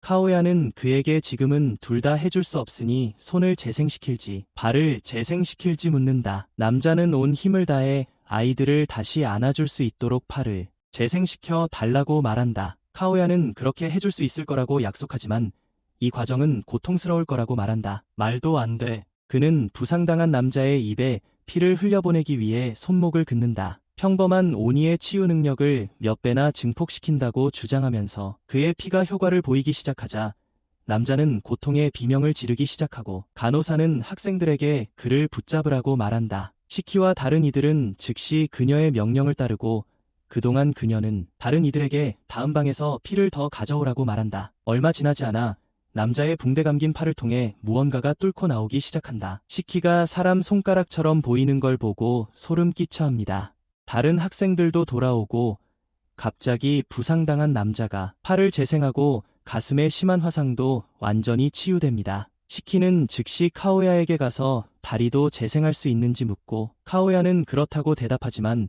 이미 너무 많은 피를 섭취했기 때문에 시간을 두고 소량의 피를 사용해야 한다고 덧붙입니다. 부상당한 남자가 더 마시면 항체가 생길 수도 있습니다. 카오야는 환자에게 가서 그가 은퇴할 것이라고 말합니다. 지금은 전투부대에 갈 수 없지만 지원부대에 합류해서 다른 사람들을 도울 수 있다고 말합니다. 그는 의족 한 쌍만 있으면 곧 아이들과 함께 뛰어놀 수 있을 거라고 말하고 그 말을 들은 남자는 감동의 눈물을 흘립니다. 카오야는 이어서 학생들에게 몸을 돌려 미래의 너희들도 이 사람과 같은 처지가 될 수 있다고 말합니다. 그는 영광을 쫓고 명성을 쌓는 것이 오직 최전선에서만 가능하다는 것을 이해하지만 최전선의 사람들이 용감하게 싸울 수 있는 것은 오직 그들의 뒤를 봐주는 사람이 있기 때문이며 그들이 바로 지원 부대라는 것을 상기시킵니다. 시키와 몇몇 다른 사람들이 그에게 정말 감명받았고 그에게 말합니다. 그들이 할 수 있는 어떤 방법으로든 그를 도울 준비가 되었다고. 카오야는 시키에게 다른 일로 그의 도움이 필요하다고 말하고 그를 데려갑니다. 어제 마마테로 기관이 그녀를 공격한 후 시리에 빠진 메이라는 소녀에게 그녀를 공격한 후 그녀의 부모는 여전히 실종 상태이며 카오야는 시키의 친절을 이용하고 싶어 합니다. 소녀를 기분 좋게 만들기 위해 시키가 그 일을 맡아 소녀와 대화를 시도하고 소녀는 점차 마음을 엽니다. 그가 그녀에게 학교에 대해 묻자 그녀는 학교에 가본 적이 없다고 말합니다. 시키가 그 소녀도 자신처럼 문제아일까 생각하는 동안 지원 부대가 전장에서 시신들을 가져오는데 그 중에는 메이의 부모님도 있습니다. 그녀는 그들을 보자 미친 듯이 울기 시작하고 카오야는 아무리 시간이 지나도 이런 고통스러운 장면에는 익숙해질 수 없다고 말합니다. 하지만 이 시신들 뒤에는 더 깊고 사악한 계획이 숨어 있습니다. 누군가 알아차리기 전에 츠바키리는 나이토에게 자신이 오니 시체에 자신의 박테리아를 주입했다고 말한다. 지원대가 시체를 기지로 옮겨 제대로 된 장례를 치러줄 것을 알면서도 그렇게 하면 원격으로 시체를 조종의 기지를 파괴할 수 있다는 것을 나이토는 이 말을 듣고 충격을 받고 츠바키리는 자신의 계획이 성공했는지 시험해 보기로 한다. 그는 시키와 카오야가 방심한 틈을 타 메이의 아버지 시체를 깨운다. 그리고 그녀는 그가 아직 살아있다고 생각하며 기뻐합니다. 하지만 그는 츠바키리의 명령에 따라 그녀의 목을 조르기 시작하고 시키와 카오야는 이를 재빨리 알아차립니다. 카오야는 이것이 츠바키리의 능력이라는 것을 깨닫고 즉시 시키에게 메이의 눈을 가리라고 말합니다. 그는 명령에 따르고 카오야는 2개의 날카로운 칼로 남자의 뇌를 꿰뚫어 그를 움직이지 못하게 만듭니다. 시키가 메이에게 아빠에게 무슨 일이 일어났는지 보여주자 메이는 울기 시작하고 카오야는 이것과 똑같은 꼭두각시 좀비가 더 있을지도 모른다는 걸 깨닫는다. 하지만 좀비 꼭두각시들이 움직이기 시작했기 때문에 너무 늦게 깨닫는다. 메이의 엄마가 갑자기 일어나서 시키가 알아차리기도 전에 공격한다. 그녀는 시키를 목 조르기 시작하고 카오야는 그녀를 재빨리 제압하기로 결정한다. 하지만 메스를 꺼내기도 전에 더 많은 좀비들이 뒤에서 공격해온다. 그를 붙잡는다. 시키가 갈라져서 의식을 잃게 된다. 본부 전체에서 똑같은 일이 벌어지고 좀비들이 시작한다. 먼저 들꺼들든 지지자들을 공격합니다. 지지자들은 싸울 훈련도 받지 않았고 갑작스러운 공격 때문에 좀비들이 제압하기 쉬운 대상이 됩니다. 동시에 좀비들은 모든 중환자들이 치료를 받고 있는 방으로 침입합니다. 그들은 환자들과 간호사들을 공격하고 아무도 이 문제를 어떻게 해결해야 할지 모릅니다. 다른 방에서는 시키가 메이가 엄마에게 그를 떠나라고 울며 애원한다. 시키가 그 소녀에게 좀비는 엄마가 아니니 떨어지라고 말하지만 메이는 그의 말을 듣지도 않는다. 카오야가 그를 도우려 하지만 좀비들이 그를 쓰러뜨린다. 아무도 그를 도우러 오지 않는 것을 보고 시키는 엉덩이에서 글록을 꺼낸다. 나토가 배에서 그에게 총을 주며 아직 피를 조절할 만큼 숙련되지 않았으니 싸워야 할 필요가 있다면 익숙한 무기를 사용하라고 말했던 것이다. 그는 또한 그 총알이 일반 탄환이 아니라 시키의 피가 담긴 탄환이라고 말했고 훨씬 더 강하게 타격할 것이라고 했습니다. 총을 사용할 때라면 지금이 바로 그때라고 생각한 시키는 이어질 유혈 사태를 메이가 보지 않도록 메이를 먼저 자신에게 끌어당깁니다. 그리고는 좀비 여성의 머리를 향해 총을 겨누고 방아쇠를 당겨 그녀를 끝냅니다. 그녀를 시키가 숨을 고르는 동안 카야는 여전히 3마리의 좀비를 동시에 상대하고 있습니다. 한꺼번에 다행히 시키는 빠르게 회복해서 좀비들의 머리에 구멍을 내고 카야를 일으켜 세운다. 카야는 지원 부대가 이런 상황에 대비하지 못했다고 불평하며 환자들을 대피시키는 동안 시키에게 이 난장판을 치우라고 맡긴다. 본관에서는 나머지 학생들이 아직 상황을 제대로 파악하지 못했기 때문에 맨손으로 좀비들과 싸우고 있다. 얼마나 심하게 다쳐도 다시 살아나기 때문에 좀비들을 영원히 쓰러뜨릴 방법을 고민한다. 그때 시키와 카오야가 도착합니다. 시키가 좀비를 멈추는 유일한 방법은 뇌를 노리는 것이라고 말합니다. 그는 즉시 사방으로 헤드샷을 날리고 진이 가장 먼저 그의 뒤를 따릅니다. 진은 자신의 봉합 부위를 찍고 눈앞의 좀비들에게 수술을 감행하고 다른 사람들도 점차 무엇을 해야 할지 깨닫습니다. 이 기회를 이용해 카오야는 지원 직원들에게 환자들을 대피시키라고 명령합니다. 새로 다친 사람들을 치료해줘. 한편 시키는 총알이 무한인 것처럼 좀비들에게 계속 총을 쏘지만 이미 죽은 사람들을 죽이는 것이 평생 해본 일 중에 가장 역겨운 일이라고 생각합니다. 그는 자신이 죽이는 모든 좀비가 한때 가족과 친구들이 아끼던 사람이었다고 생각하며 직접적인 트라우마를 겪기 시작합니다. 그는 이제라도 울 것 같다고 느끼며 저기 마마테로 기관인데 왜 자기 동족을 해치고 있는지 의아해합니다. 한편 나이토는 츠바키리와 여전히 대치 중이다. 근접전으로 끝내려 하지만 츠바키리는 3명의 죽은 오니를 방패로 사용한다. 나이토는 분노하지만 그때 옆에서 파괴적인 공격을 날리려는 괴물 어글리를 발견한다. 그는 어떻게든 마지막 순간에 공격을 피하지만 어글리는 3명의 오니를 뚫어버린다. 나이토는 이에 만족하지 못하고 츠바키리는 그에게 감사해야 한다고 말한다. 이 세상을 감염시킨 해충들이 죽어서 기쁘다. 나이토는 그에게 아무리 강해도 혼자서는 모든 전투에서 이길 수 없다고 말하지만 츠바키리는 혼자 다니는 사람에게 그런 말을 듣는 것이 아이러니하다고 생각한다. 그의 말은 몇 초 만에 증명된다. 하급 오니들이 그를 돕겠다고 나서지만 그는 그들에게 안전한 곳으로 대피하라고 말한다. 그들이 그를 방해할 뿐이라고. 츠바키리는 아무도 이곳을 떠나지 않을 것이라고 말하며 그의 조수 모모기에게 그녀의 일을 하라고 명령한다. 모모기는 나서서 그녀의 힘을 사용하여 뚫을 수 없는 장벽을 만든다. 나이토와 다른 오니들이 그들을 이곳에 가두었어. 츠바키리는 나이토에게 모모기가 허락하기 전까지는 이 결계에서 나갈 수 없다고 말하고 그동안 오니 본부를 둘러보겠다고 해. 츠바키리가 모든 오니 시체에 송신기를 심어뒀다고 밝히자 나이토는 당황해. 그 송신기들이 모두 우류타 절 바로 아래에 모여있다는 건 그곳이 오니 본부라는 뜻이겠지. 츠바키리는 절을 향해 걷기 시작하며 모모기에게 우그리를 결계 안으로 보내라고 명령해. 우그리를 결계 안으로 보내라고. 그녀는 괴물이 자신의 결계 안으로 들어오는 것을 허락하고 나이토는 싸울 준비를 합니다.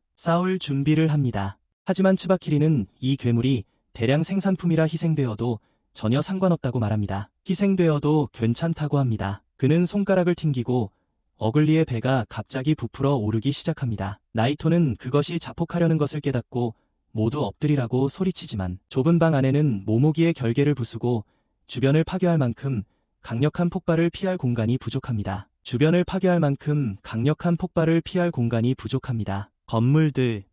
모모기는 나이토가 죽었는지 다시 확인해야 할지 묻지만 츠바키리는 연기가 너무 많아서 제복이 더러워지는 것을 원치 않는다고 말합니다. 그것은 실수로 판명됩니다. 왜냐하면 의식을 잃었음에도 불구하고 나이토는 눈에 띄는 큰 부상이 없는 것 같았기 때문입니다.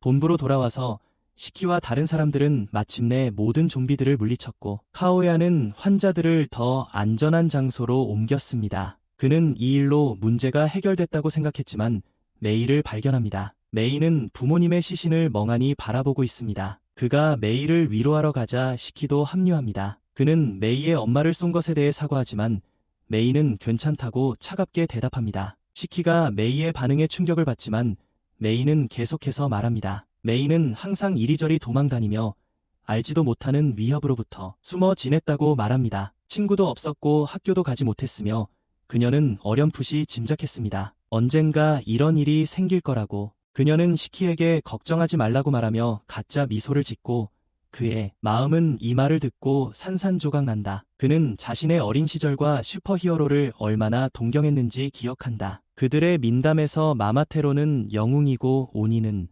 악당이다. 그는 이것이 동화 속 영웅들이 일하는 방식인지 묻는다. 그는 갑자기 메이를 껴안고 자신이 악당이 되어 모든 것을 부수겠다고 선언한다. 영웅들. 그는 메이에게 다시 웃을 수 있는 세상을 만들어주겠다고 약속하고 메이는 어떻게 반응해야 할지 모릅니다. 얼마 후 카오야는 죽은 오니들의 시신을 화장하겠다는 계획을 설명하기 위해 진을 데리고 가지만 진은 그의 잔소리에 관심이 없습니다. 한편 나머지 학생들은 시신을 장례식장으로 옮기기 위해 끌고 갑니다. 하지만 거만한 너드인 주진은 다른 생각을 하는 것 같습니다. 이카리가 빈둥거리지 말고 도와달라고 하자 주지가 한 가지 이론이 있다고 말한다. 이론이 있다. 여기서 공격받았기 때문에 본부가 생각만큼 안전하지 않으며 다시 공격받을 수 있다고 생각한다. 다시 공격받을 수 있다고. 주지의 능력은 정찰에 더 적합하기 때문에 그는 경계를 서기로 결정한다. 그는 즉시 엄지손가락을 베어 피를 땅에 떨어뜨린다. 반경 5km 이내의 모든 생명체를 감지할 수 있는 레이더를 만들고 그들이 마마테로인지조차 확인할 수 있다. 이카리는 그의 능력에 감탄하고 있었는데 그때 주지가 무언가를 발견한다. 기지로 다가오는 적대적인 무리들을. 그 신호는 츠바키리와 모모기에게서 온 것으로 그들은 오니 본부로 가는 비밀 통로 역할을 했던 가게에 도착했다. 그 가게에 그곳의 노파는 이미 죽어 있었고 모모기는 터널 입구도 찾아냈다. 터널 입구도. 그녀가 그것을 조사하는 동안 츠바키리는 마마테로 기관에 전화해서 대량 생산된 추한 것들을 몇 명 보내달라고 요청한다. 자신의 위치로 그리고 특수 목적의 것도. 스스로 만든 추악함. 그는 또한 이름을 잊어버린 특정 고위험 오니에 대한 정보를 묻고 안으로 들어갈 준비를 합니다. 모모기는 그 지역이 정말 거대해 보이고 오니가 많을 수 있다고 말하며 조심해야 한다고 합니다.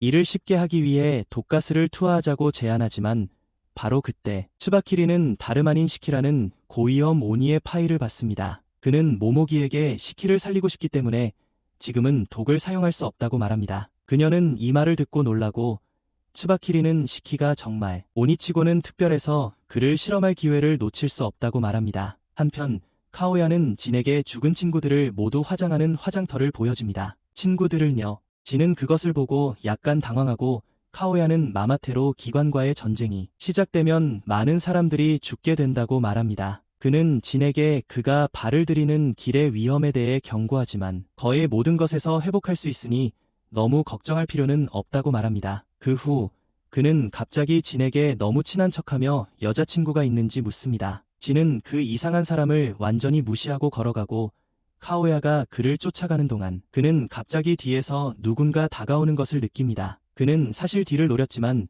빗나간 츠바키리에게 찔리는 순간 뒤돌아봅니다. 그는 사실 뒤를 노렸지만 빗나간 츠바키리에게 찔리는 순간 뒤돌아봅니다.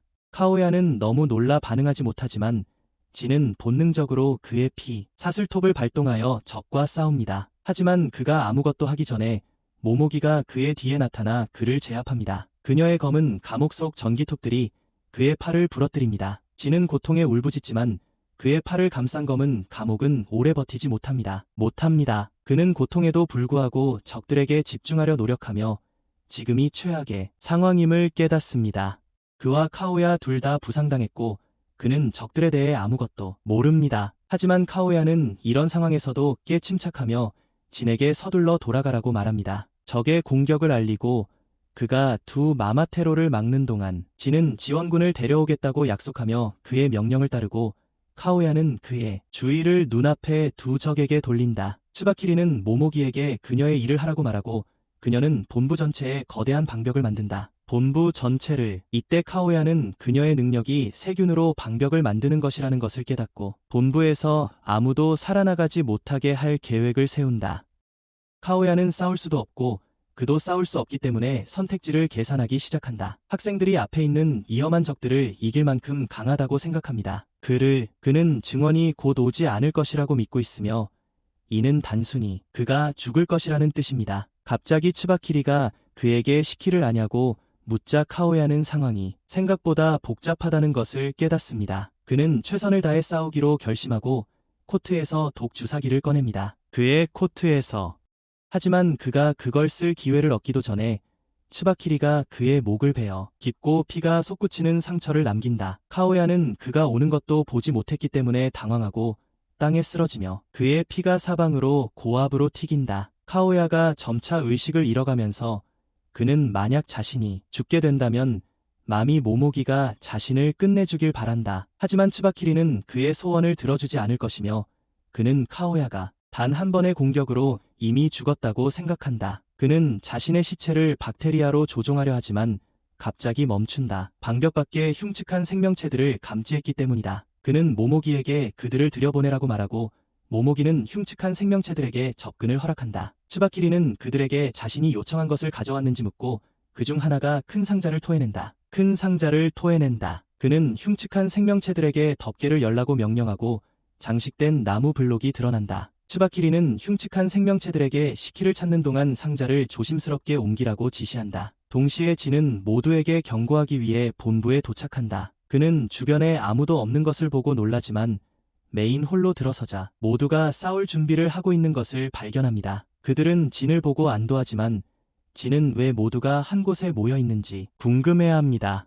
시키가 그에게 주지가 능력을 사용하여 적들이 다가오고 있다는 것을 알게 되어 그들이 신속하게 조치하여 모든 환자를 대피시켰다고 말합니다. 하지만 나머지 사람들이 탈출하기도 전에 검은 벽이 출구를 막아버렸고 이제 그들은 이곳에 갇히게 되었습니다. 어떤 사람들은 다른 출구를 찾아야 한다고 제안하지만 간호사는 모든 것을 확인했고 나갈 방법이 없다고 말합니다. 시키는 진에게 카오야에 대해 묻지만 그가 대답하기도 전에 추악한 존재가 나타납니다. 모두는 그런 소름 끼치는 괴물을 보고 깜짝 놀라며 괴물이 그들을 지나쳐 무작위의 한 남자에게 다가가 그 남자가 괴물의 먹이가 되는 것을 모두가 지켜봅니다. 모두는 괴물과 마주하는 것을 피하기 위해 도망치기로 결정하고 시키는 메이를 그와 함께 안전하게 지키세요. 그 직후 츠바키리와 다른 사람들이 홀에 들어와 텅 빈 것을 발견합니다. 그는 추악한 자들에게 관을 내려놓으라고 명령하고 그 위에 앉아 모모기에게 시키를 생포하고 나머지는 모두 죽이라고 명령합니다. 그녀는 그에게 자신과 함께 가지 않을 거냐고 묻고 츠바키리는 거절하며 중요한 생각을 할 것이 있다고 말합니다. 한편 금발의 악당 쿠이나는 화장실에서 옷을 뒤져보며 더 잘 움직일 수 있는 것을 찾고 있습니다. 한편 감성적인 에모로크로는 같은 방에서 심박수가 비정상이라며 죽을 것 같다고 울고 있습니다. 심박수가 비정상이라며 죽을 것 같다고 울고 있습니다. 쿠이나는 그에게 조금만 뛰어도 쓰러지니 체력 단련을 하라고 말합니다. 그러고는 로크로가 자신을 보지 못하게 얼굴을 가린 뒤 아이러니컬하게도 몸매가 드러나는 운동복으로 갈아입습니다. 로크로가 이제 뭘 할 거냐고 묻자 쿠이나는 당연히 매복을 설치할 거라고 대답합니다. 그는 항상 병에 걸릴까 봐 두려워하기 때문에 이 말을 듣고 건강한 사람들을 질투합니다. 그때 그들은 추악한 괴물의 발소리가 다가오는 것을 듣고 로크로는 너무 스트레스를 받아서 싸울 수 없다고 쿠이나에게 말하며 당황한다. 그는 그녀에게 뭔가 해달라고 애원하고 그 말은 갑자기 악당을 흥분시킨다. 왜냐하면 그녀는 모든 것을 통제하는 것을 좋아하기 때문이다. 그녀는 로크로에게 옷장에 숨으라고 말한다. 자신이 모든 것을 처리할 것이라고 말하고 그는 초조하게 그녀의 명령에 따른다. 쿠이나는 문을 향해 서서 적이 도착하기를 기다린다. 괴물은 벽을 뚫고 방으로 들어오지만 싸우기 전에 그것이 쿠이나에게 시키냐고 묻습니다. 쿠이나는 시키가 멍청하게 생긴 불량배라고 버럭 화를 내며 대답하고 이 말을 듣자마자 괴물은 갑자기 그녀를 공격하기 시작합니다. 괴물은 로크로가 숨어있던 옷장을 쓰러뜨리자 그는 기절합니다. 한편 쿠이나는 방이 충분히 난장판이 되면 괴물에게 누가 대장인지 보여주기로 결심합니다. 그녀가 엄지손가락을 깨물자 그녀의 피가 복싱 글러브로 변해 주먹을 감쌉니다. 한편 진은 카오야에게 달려가 상태를 살피고 아카리도 몬스터와 맞설 준비를 합니다. 동시에 시키는 메이를 안전하게 지키기 위해 숨을 곳을 찾고 유일하게 찾은 곳은 정원입니다. 한편 로크로는 정신을 차리고 방 안이 완전히 조용하다는 것을 깨닫습니다. 그는 모든 것이 악몽이었다고 생각하며 옷장에서 나오기로 결심합니다. 옷장에서 나오기로 결심합니다. 하지만 충격적이게도 그는 눈앞에 몬스터의 얼굴을 마주하게 됩니다. 그는 갑자기 상황이 더 기이해지자 당황하며 이해하려고 애쓴다. 괴물이 일어나 쿠이나에게 순순히 다가간다. 그녀는 괴물의 얼굴을 쓰다듬고 자세를 잡게 한 다음 강력한 펀치로 쓰러뜨린다. 그녀는 괴물 위에 올라타 머리에 F 콤보를 날리기 시작하고 괴물은 기절한다. 로크로는 이때 그녀를 무서워하지만 쿠이나는 괴물을 부수는 것을 즐긴다. 그리고 괴물이 무력하게 땅에 쓰러져 있는 동안 짓밟는다. 그녀의 아이러브라는 능력 때문에 적들이 그녀의 피에 젖으면 그녀에게 맞설 의지를 잃고 노예가 되기 때문이죠. 로크로가 괴물을 혼자 물리쳤냐고 묻기 위해 옷장에서 나오자 쿠이나는 자신에게 모든 걸 맡기라고 하지 않았냐며 자랑스럽게 말합니다. 그녀가 이렇게 말한 이유는 모두를 챙겨주고 싶은 믿음직한 여성이기 때문이 아니라 모든 사람이 완전히 의존하게 만들어 스스로 할 수 있는 능력을 잃게 만드는 것을 좋아하는 소시오패스이기 때문입니다. 그리고 지금 로크로가 그녀의 함정에 빠진 것입니다. 그는 자신을 구해준 것에 대해 그녀에게 감사하며 무릎을 꿇고 그 순간 쿠이나의 그를 아끼는 마음이 과하게 발동한다. 그녀는 바닥에 침대 시트를 깔고 로크로를 눕히며 그가 아무것도 걱정할 필요 없다고 모든 걸 자신이 처리할 거라고 말한다. 그는 그녀가 너무 가까이 다가오자 긴장하고 쿠이나는 그가 창백하고 힘이 없어 보이는 것을 알아챈다. 그래서 그녀는 그에게 먹을 것을 가져다 주기로 결정하고 로크로는 더욱 당황한다. 이것은 함정이라고 생각하며 자신에게 이렇게까지 신경 써주는 여자가 있을 리 없다고. 다음 괴물이 나타났을 때 자신을 미끼로 쓸까봐 그는 두려움에 떨기 시작하고 쿠이나는 그를 더 심하게 보살핀다. 다음 괴물이 나타났을 때 자신을 미끼로 쓸까봐 그는 두려움에 떨기 시작하고 쿠이나는 그를 더 심하게 보살핀다. 바로 그때 또 다른 괴물이 나타나고 쿠이나는 로크로를 끔찍하게 아끼는 본업으로 돌아가기 전에 처리하기로 결정한다. 그녀는 이 괴물도 약하다고 생각하고 재빨리 처리하기로 결정하지만 괴물은 이전보다 훨씬 강하다는 것이 밝혀진다. 그는 팔을 채찍처럼 휘둘러 그녀를 공격하고 그녀 뒤의 벽에 구멍을 뚫는다. 로크로는 곧바로 다시 옷장으로 숨고 쿠이나는 괴물에게 열받습니다. 자신의 즐거움을 망쳐버린 괴물에게요. 그녀는 괴물에게 달려들고 도중에 능력을 발동하지만 괴물은 그녀의 주먹을 가볍게 피한 뒤 기괴한 촉수팔로 어깨를 찌릅니다. 쿠이나는 어떻게든 괴물에게서 벗어나지만 괴물은 양팔로 그녀를 묶어버리고 그녀는 이 상태로는 능력을 쓸 수 없다는 것을 깨닫습니다. 괴물은 그녀를 자신에게 더 가까이 끌어당기기 시작하고 그녀가 저항하자 괴물은 단순히 밧줄을 잡아당겨 그녀를 천장에 부딪히게 합니다. 괴물이 근육질 엄마를 방 안 여기저기로 내동댕이 치기 시작했고 그녀는 아무것도 할 수 없었다. 결국 그녀는 땅바닥에 내동댕이 쳐졌고 괴물은 그녀를 짓밟기 시작했다.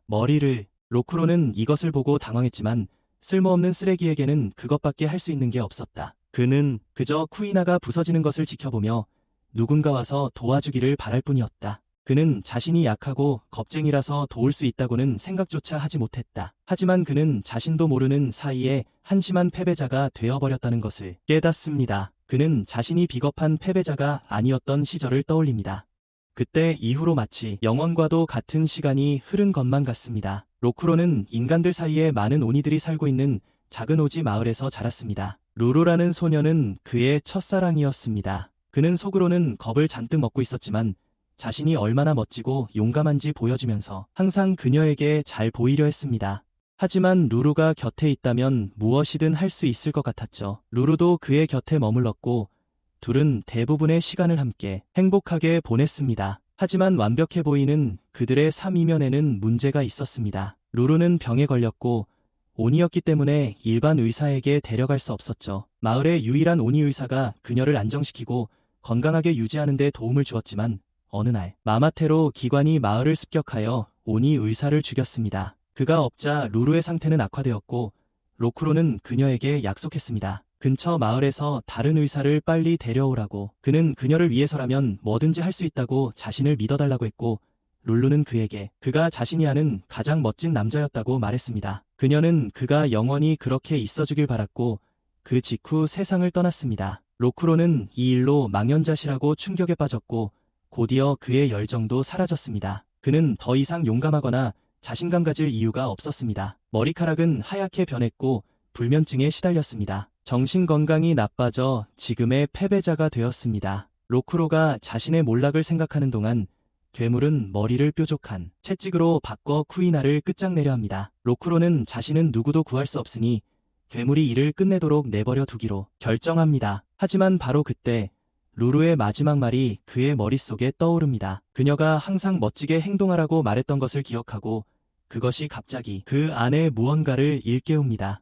괴물이 쿠이나를 끝장내기 위해 공격하는 순간 로크로가 그곳으로 달려가고 순식간에 그녀를 위험에서 구해내고 있었다. 루루가 지금의 자신을 본다면 실망할 거라는 걸 깨닫고 그는 절대 그렇게 되도록 내버려두지 않을 것이다. 그는 의식을 잃고 다친 쿠이나를 보며 자신을 지키기 위해 그녀가 얼마나 열심히 싸웠는지 생각한다. 이제 그가 보답할 차례였다. 하지만 그는 지금 엄청나게 두려웠고 심장이 이 싸움을 견딜 수 있을지조차 몰랐다. 하지만 그는 다시 한번 루루를 생각하며 자신을 진정시킨다. 그는 엄지손가락을 깨물어 루루의 형상을 띠는 자신의 피를 흘린다. 이제 그의 소녀가 눈앞에 있자 로크로는 더욱 진정하고 부탁한다. 자신과 함께 있어달라고.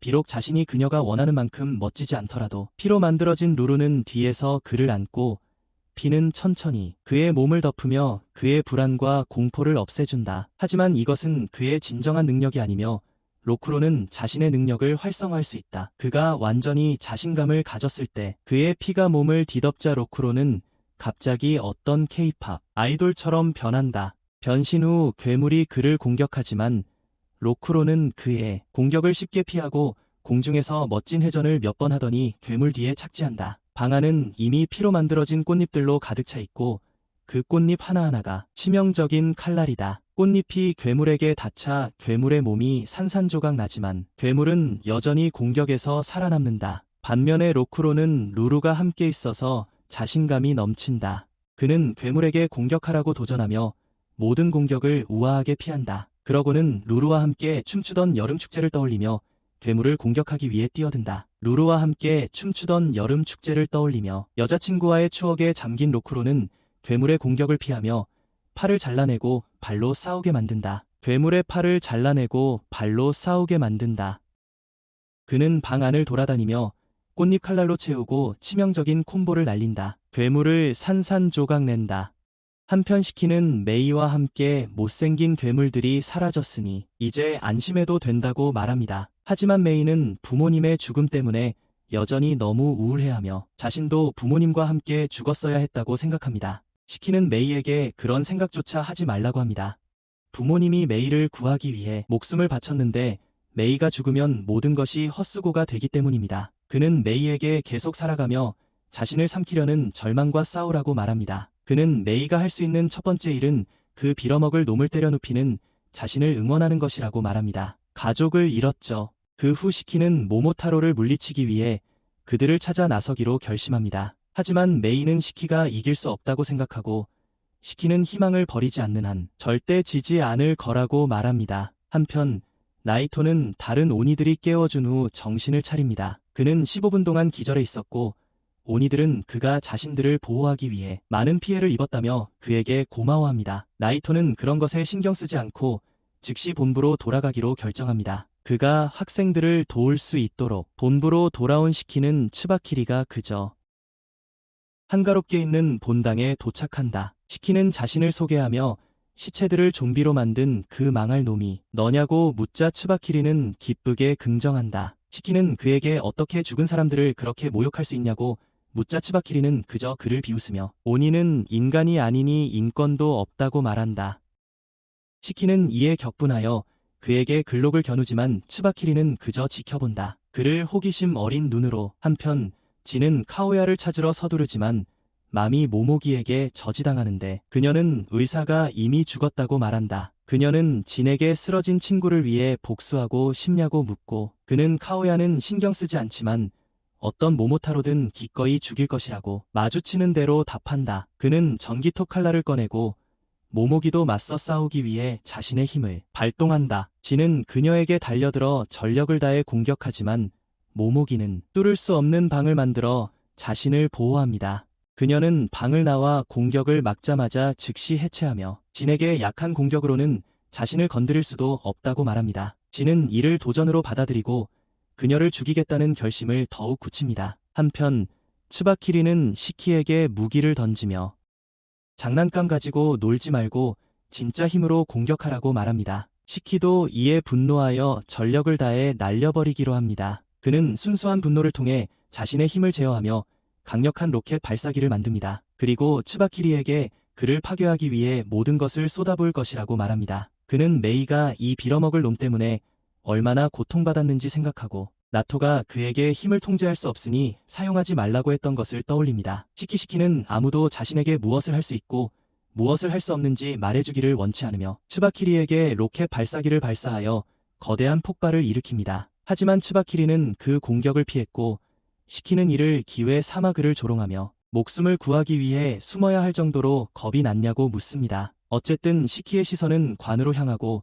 그는 그 안에 무엇이 있을지 궁금해합니다. 츠바키리는 관 문을 열어 그의 질문에 답하고 마마테로 옷을 입은 남자가 그 안에서 나옵니다. 그는 모든 오니를 근절하겠다고 선언하고 시키는 이 남자가 츠바키리의 또 다른 좀비라는 것을 알아챕니다. 시키가 그를 무정한 놈이라고 부르며 어떻게 자신의 동료 시신을 꼭두각시로 만들 수 있냐고 묻자 츠바키리는 한숨을 쉽니다. 그는 시키를 스스로 새로운 생각을 할 수 없는 멍청한 바보라고 부릅니다. 그는 사람들에게 자유의지라는 것이 있고 그의 좀비 파트너는 죽고 나면 꼭두각시가 되기로 자원했다고 말합니다. 시키가 왜 그런 선택을 하는지 이해하지 못할 때 좀비 마마테로는 갑자기 그에게 능력을 사용합니다. 그는 시키의 심장을 향해 어두운 충격파를 보내고 불과 몇 초 만에 시키는 몸이 너무 무거워 서 있을 수도 없다는 것을 알게 됩니다. 좀비가 계속해서 기술을 난사하자 츠바키리는 다른 마마테로가 좀비가 되면 그들의 능력을 사용할 수 있다고 말합니다. 그의 현재 파트너의 능력은 공기 중의 박테리아를 산소와 섞어 엄청나게 무겁게 만드는 것입니다. 한편 좀비는 계속해서 오니를 섬멸하겠다는 말을 반복하고 츠바키리는 그가 처음 말하는 것을 들었을 때 자신도 놀랐다고 말합니다. 그는 이 걸어다니는 시체가 말하게 하는 것이 원한인지 투지인지 이해할 수 없지만 이것이 마마테로 정신의 정점이라고 생각합니다. 그는 좀비의 힘으로 시키를 계속 압박하며 훨씬 강한 적에게 얼마나 버틸 수 있을지 묻습니다. 한편 나이토 일행의 오니들은 모모기가 본부 주변에 쳐놓은 검은 장벽을 뚫으려 하고 있습니다. 무기가 벽에 부딪히자 부서지고 다른 입구를 시도해야 할지 고민합니다. 하지만 나이토는 장벽이 어디에나 있을 것이기 때문에 무의미할 것이라고 말합니다. 어디에나 있을 것이라고 졸개들은 그에게 벽을 부술 수 있냐고 묻고 나이토는 할 수 있다고 확신하지만 현명하지 않다고 생각합니다. 현재 그들 위 사원에는 관광객들이 있는데 만약 그가 전력으로 벽을 부순다면 그들의 생명이 위험할 수도 있다. 오니들은 관광객들을 대피시킬 권한이 없어 당황하고 나이토는 해결책을 생각하기 시작한다. 그때 너드 주지가 도착해서 나이토에게 적의 신호를 먼저 발견하고 부상자들을 안전한 곳으로 대피시켰다고 말한다. 하지만 일부 지원 스태프와 대부분의 학생들은 아직 안에 있다. 나이토는 모두를 구하기 위해 서둘러야 한다는 것을 깨닫지만 그 전에 관광객들을 먼저 대피시켜야 해요. 그때 어떤 오니가 나이토에게 입구 밖에서 이상한 사람을 발견했다고 말하는데 그건 바로 정신을 차린 호마르였습니다. 그녀는 이렇게 아름다운 곳에 자신이 있어서는 안 된다고 계속 중얼거리지만 나이토는 그녀를 보게 되어 기쁩니다. 갑자기 주지가 교복 입은 여자애들을 좋아해서 최고 등급의 변태처럼 행동하기 시작합니다. 그는 호마르에게 자신의 첫 경험을 그녀에게 주고 싶다고 말하고 그녀는 역겨워합니다. 그는 호마르에게 자신의 첫 경험을 그녀에게 주고 싶다고 말하고 그녀는 역겨워합니다. 이 변태한테 나이토조차도 주지가 올해 변태들 중 가장 정상적인 사람이라고 생각했기 때문에 충격을 받습니다. 올해 변태들 중 가장 정상적인 사람이라고 생각했기 때문에 충격을 받습니다. 어쨌든 그는 호마의 능력을 사용하여 관광객들을 대피시킬 방법이 있다는 것을 알아내고 즉시 그녀를 절 주변 숲으로 데려갑니다. 나이토는 절에 있는 주지에게 전화해서 작은 지진과 산사태를 일으켜 모든 관광객을 대피시키겠다고 말합니다.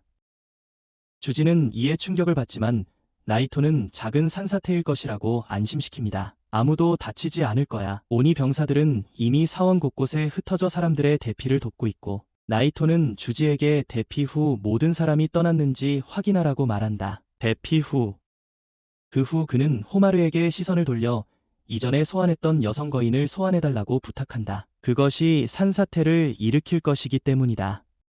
그녀는 자신이 폭주할까봐 두려워하지만 나이토는 자신이 상황을 처리할 것이라고 그녀를 안심시킨다. 상황을 처리할 것이라고. 나이토의 격려에도 호마르는 너무 겁이 나서 능력을 사용하지 못하고 나이토는 포기한다. 나이토는 주지에게 산사태 계획은 취소되었으니 다른 방법을 찾아야 한다고 말한다. 방법을. 그리고 호마르에게 쓸모없는 짐은 필요 없으니 팀에서 추방한다고 말한다. 짐은 필요 없으니 팀에서 추방한다고 말한다. 나이토는 스케이트를 타고 떠나려 하지만 불안해하던 호마르는 통제할 수 없는 능력을 사용하기가 너무 두렵다고 말한다. 나이토는 두려워하는 것은 문제가 아니지만 변하기를 거부하는 것은 큰 문제라고 대답한다. 문제. 그는 호마르가 과거에 우연히 일으킨 사건에 대해 알고 있지만 그의 반 학생들은 모두 끔찍한 과거를 안고 있습니다. 그는 호마르에게 변화를 향한 첫걸음을 내딛는 사람이 되어야 한다고 말합니다. 그렇지 않으면 아무도 그녀를 도울 수 없기 때문입니다. 그녀는 변하고 싶다고 선언하고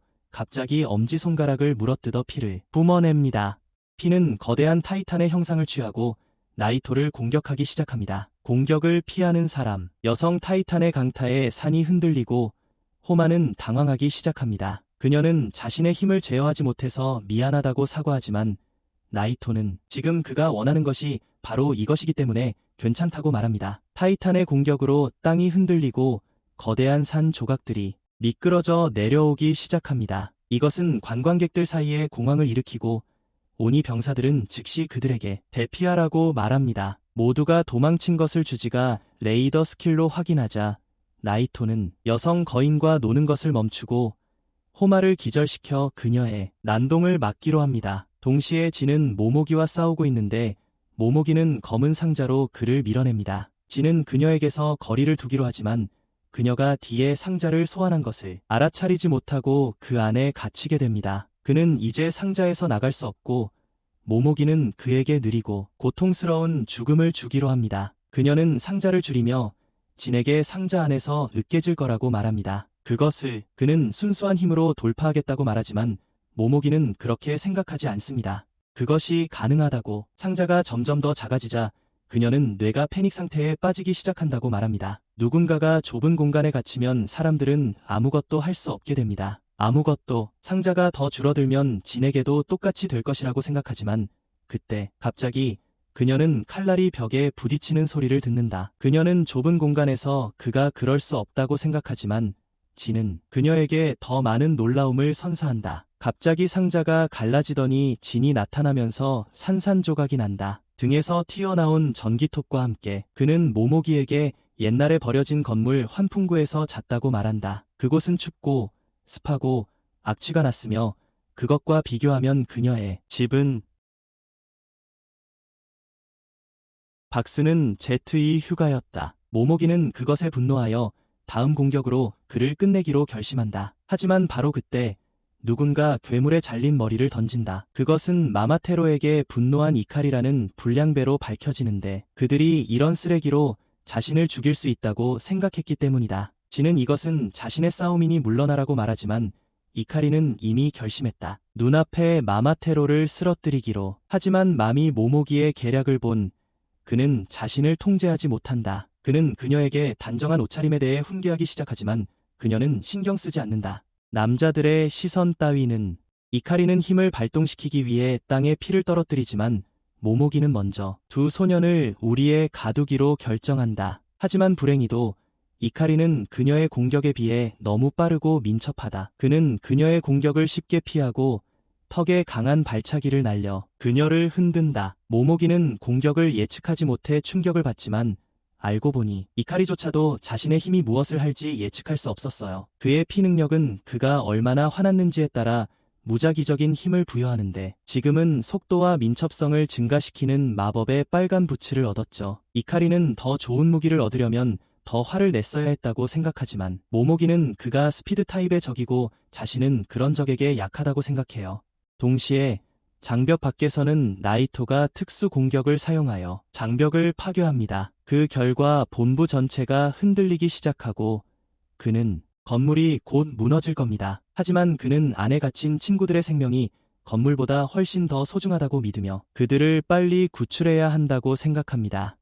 건물 안에 모두도 진동을 느끼고 빨리 빠져나가야 한다는 것을 깨닫습니다. 빠져나가야 합니다. 한편 나이토와 그의 일행은 모모기가 진과 이카리와 싸우고 있는 곳에 도착합니다.